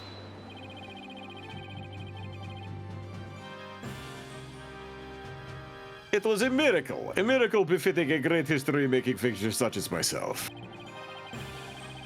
But fuck you. It's been there this whole time. It's been there this whole time. I noticed it. The bullet hit my glorious Medal of Honor, whereby it ricocheted, thus saving my life. What? Oh my god, he's a tiny little tot. Mm-hmm. He has a widow baby Napoleon complex. Mm-hmm. He's just a little guy. That's unbelievable. I have to check this out. Oh, wow. Look at that. There's one extra Gaxa star. The odds are really astronomical. I guess it really was a miracle. It's beginning to really feel like the Cosmos is watching out for Director Cosmos.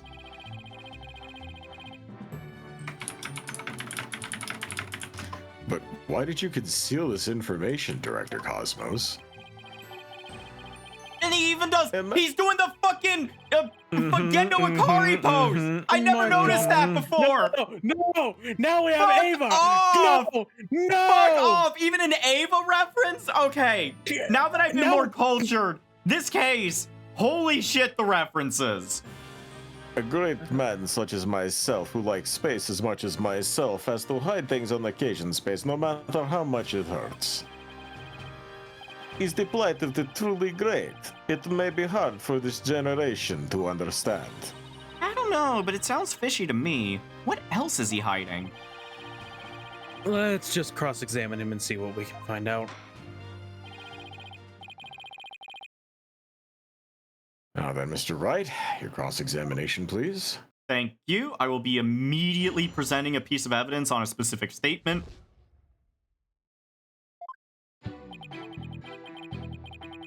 Oh, it's a little baby testimony. I didn't realize it was only 3 statements. Oh, okay, yeah, we already did this part. We were still in Yeah, the we did control room to the east when the figure fired at us.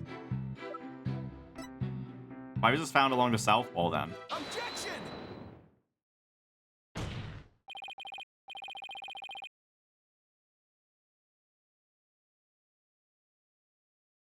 Director Cosmos, I believe you are telling this great court a glorious lie.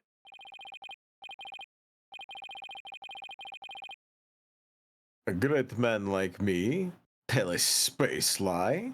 Have you ever heard of such a thing in all of history? Let me pull out a list. Oh, My accusation is based on the positions of the people who were in the lounge. According to your testimony, you and Detective Arm were near the control room door, and the mystery figure was standing in the middle of the boarding lounge. If, as you say, the figure fired a gun at you from this location or position, then the bullet would have traveled in this direction. However, we found the 10 caliber bullet here.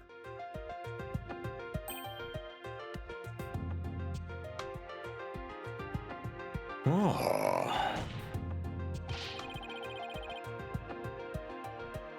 This trajectory and where the bullet was actually found contradict each other.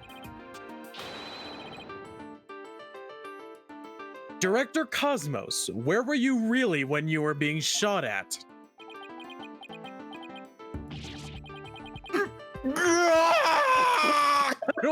Wait. Ladies and gentlemen, I present to you the human merry-go-round. Objection! I just fucking spins. Don't tell me you've forgotten already. Oh my god, you did that really well. Didn't the witness himself just tell you? The bullet hit his metal. Of this, there is no mistake. Objection! But in that case, the bullet should have been found near the side of the room, near the east side of the room. Are you trying to say that you can explain this inconsistency?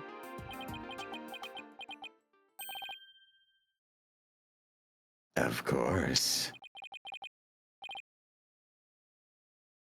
Didn't think so. Wait, what?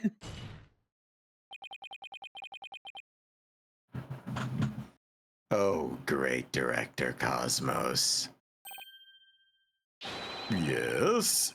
Is there something you'd like me to expound upon? You were, in fact, not in the control room to the east, were you? You were looking into the lounge from the door to the south. Is that not right?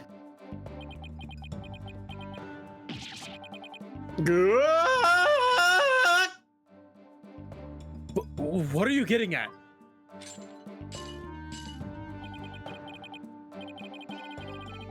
Use your little brain.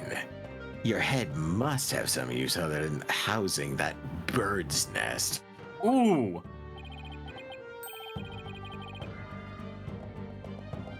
Bird's nest? Why does everyone pick on my hair? Director Cosmos and the detective witnessed the scene from the southern door.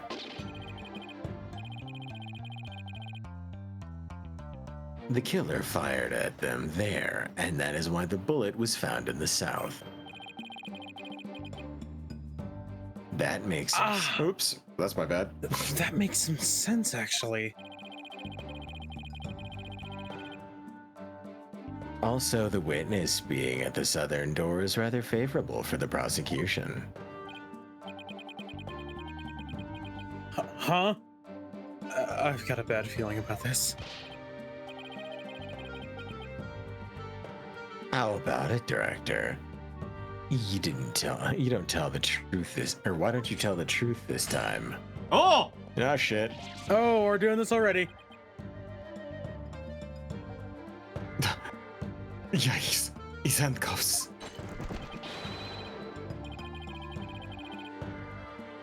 You will become but rust upon my sword.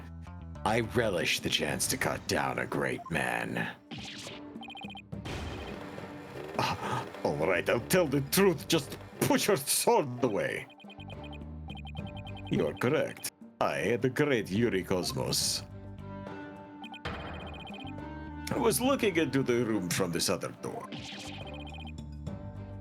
What? That's the complete opposite of all the testimony he's given so far. And now you've lost your possibility that a third person was in the room. I have? How?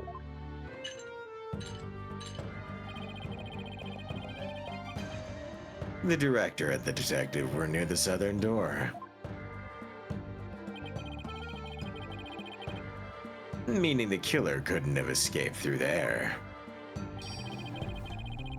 Hey, Snarky! Welcome in, Raiders! Hey! How y'all doing? Oh, there's the boy. Let's shout him out. Back on our bullshit. Hey, it's our line! Hey. Oh, finally. He finally has a chance to use the line against us. That's awesome. Using our own catchphrase against us, you bastard.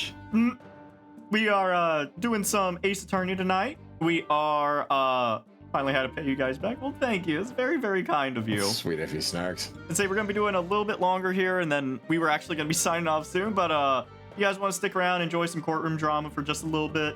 We'll find someone to raid after this. But thank you so much for stopping by. Appreciate it, y'all. Yeah, boys.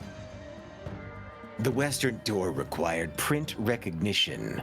The corridor beyond was filled with smoke. The only escape route left was the eastern control room door. Well, thanks for the follow, Evie. How's the stream? Oh, it's going good. You know, typical Phoenix Wright shenanigans. And the only way to get through there was with the Dr. Cosmos's fingerprints. Yeah, also lots of space. There's a lot of space. A lot of space. Space. I like space. Space!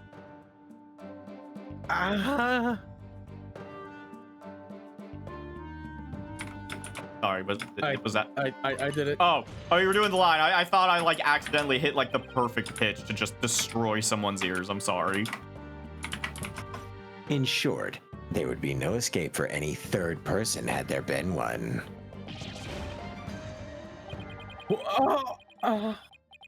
My third person just disappeared like in one of Juicy's magic tricks.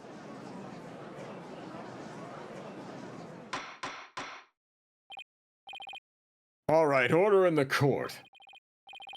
Director Cosmos, why did you tell such an outrageous lie?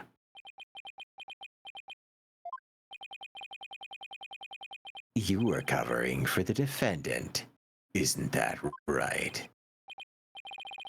Yes, it was all for the love of my men. If I said I was in the Eastern Control Room, it would mean the culprit could have escaped through the southern door. It would have meant that there could have been a third person.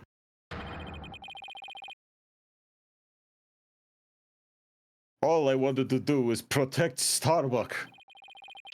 I said I was in the control room to invent an escape route for the third person.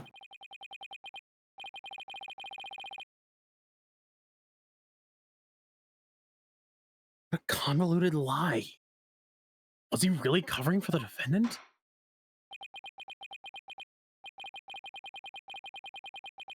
It looks like we've come to a conclusion.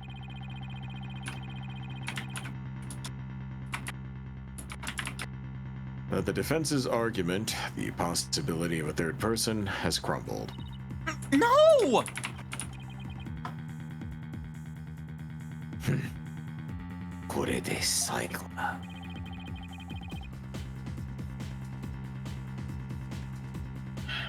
Yikes. The judge is about to hand down his verdict. Think, Phoenix, think. It's the perfect time to try and turn my thinking around. If a third person had no way of escaping the scene, then what if one of the people at the scene was this third person? Wait. What if the whole premise is all wrong?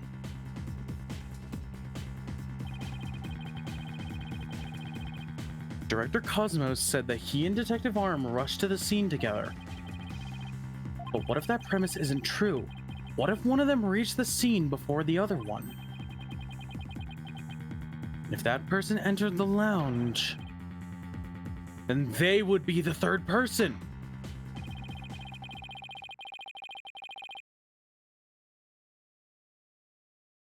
The defendant is the only one who could have killed the victim and shot at the director. There doesn't appear to be any room for argument against these claims. I will now render my verdict. Objection! Please wait, Your Honor. There's still one possibility.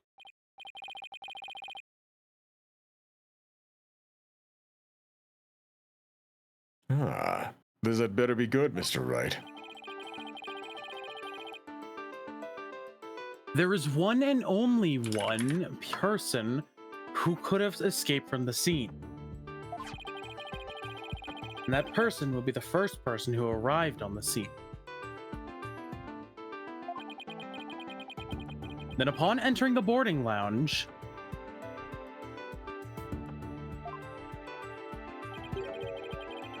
the second person to arrive came via the southern door. That's why the first person fled from the room, using an escape route that was accessible only to them.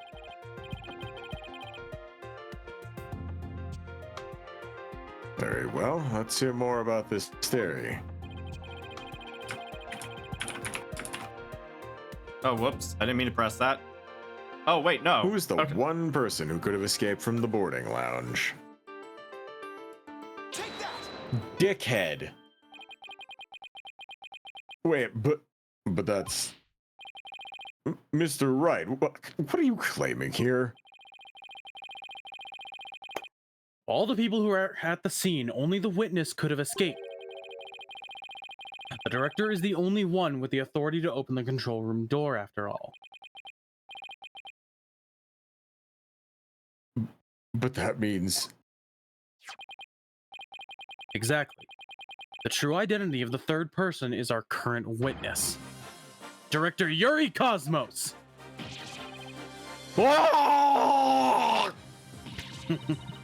What? Even Athena's surprised. Order in the court, I say. Mr. Wright, you will explain yourself in more detail. I assert that Director Cosmos arrived at the scene before Directive Arm and entered the boarding lounge alone. Detective Arm arrived after that and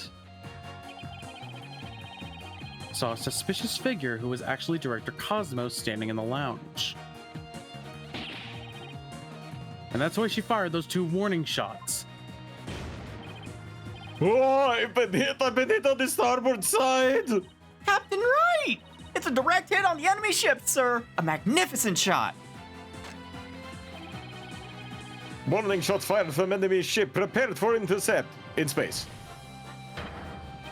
Cosmos, you told a lie in this court once again. I've been hit on the port side. The enemy is called in reinforcements!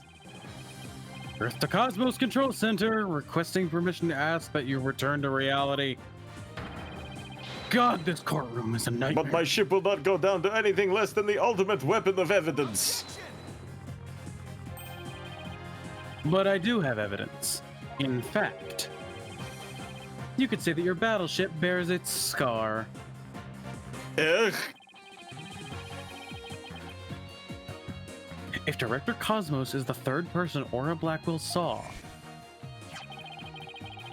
this third person fired a detective arm with Director Cosmos and Director Cosmos with their gun. And in return, the detective fired her warning shots. Isn't that how it really went down, Director Cosmos?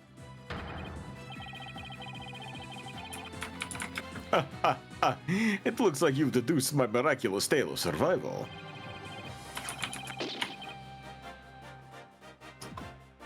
Yes, you're absolutely correct. The mystery person fired upon us.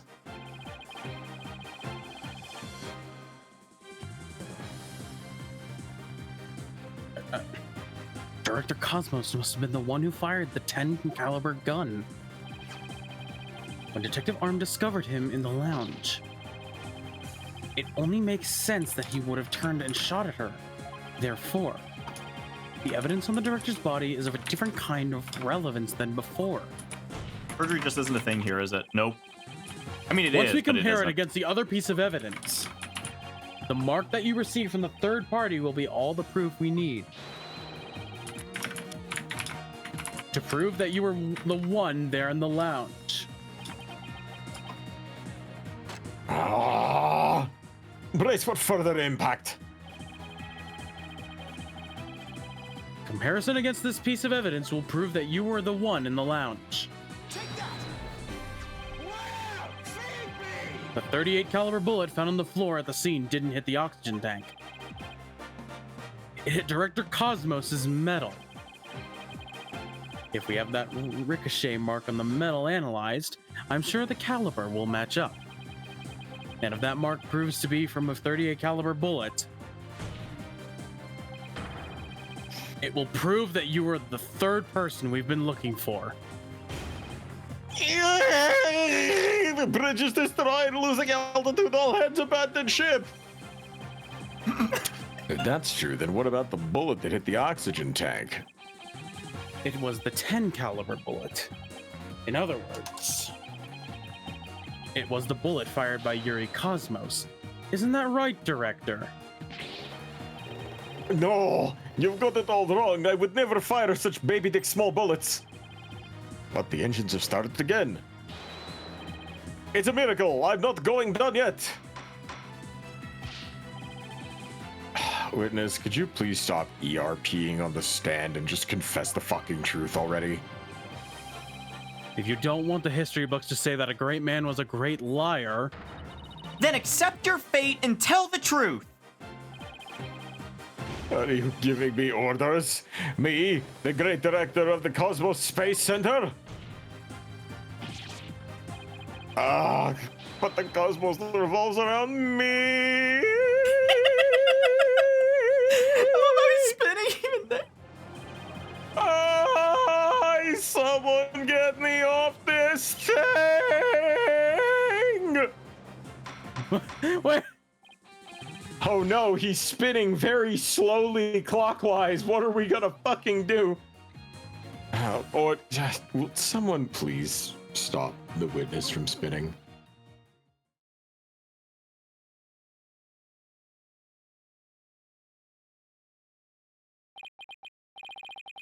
Thank goodness we were able to stop him from spinning off the face of the earth.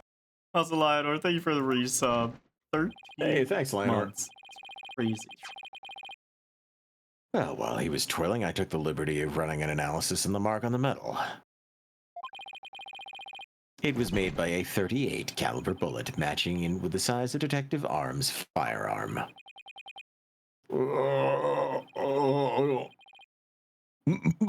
Oh. Yeah. Are you ready to confess the truth, witness?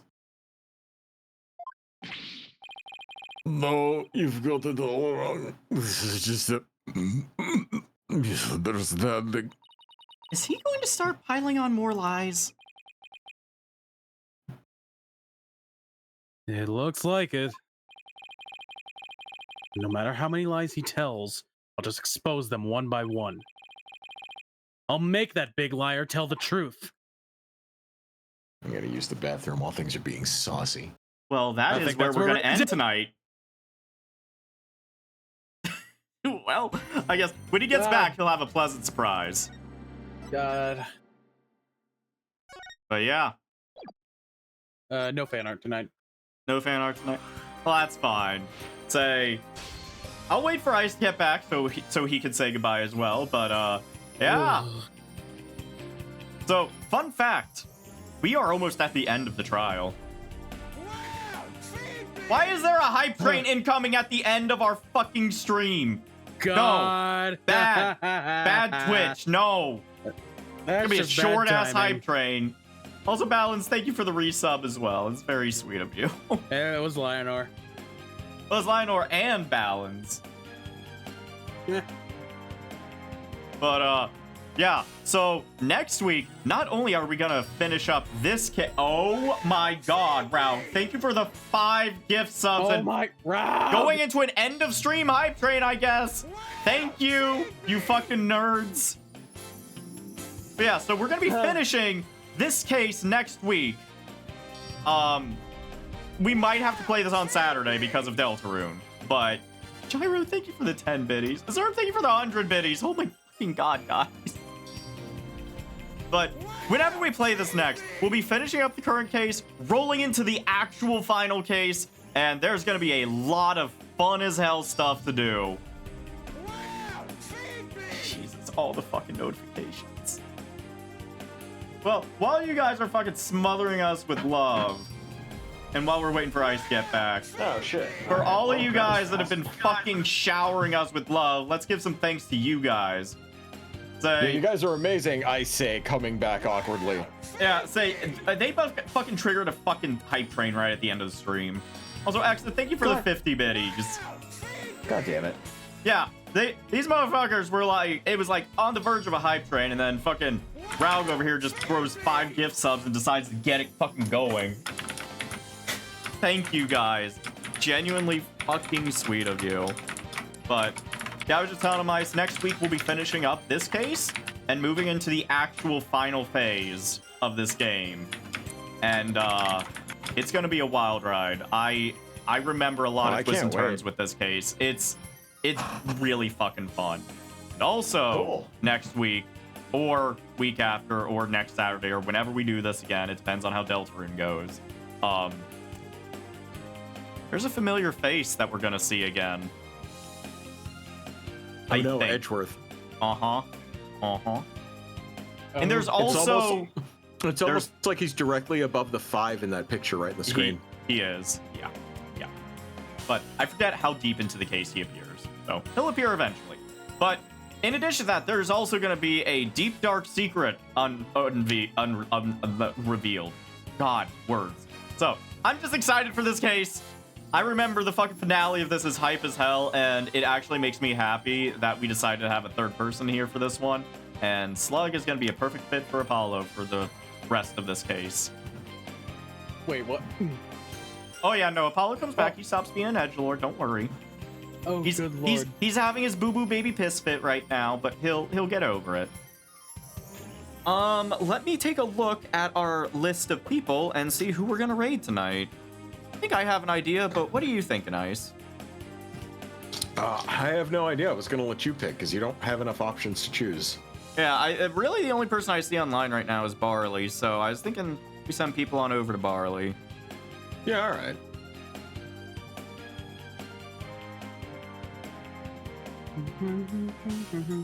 All right, so give me 1 second here. Getting the raid set up, but as always, everyone, thank you so much for coming out tonight. Thank you to all of our followers. Thank you to all our subs. Thank you to everyone who cheered. Just thank you for being here. Thank you for being the awesome people that you are. And we'll be seeing you again on Saturday. Yep. And as always, do not forget, please, from the bottom of our hearts, drive safely.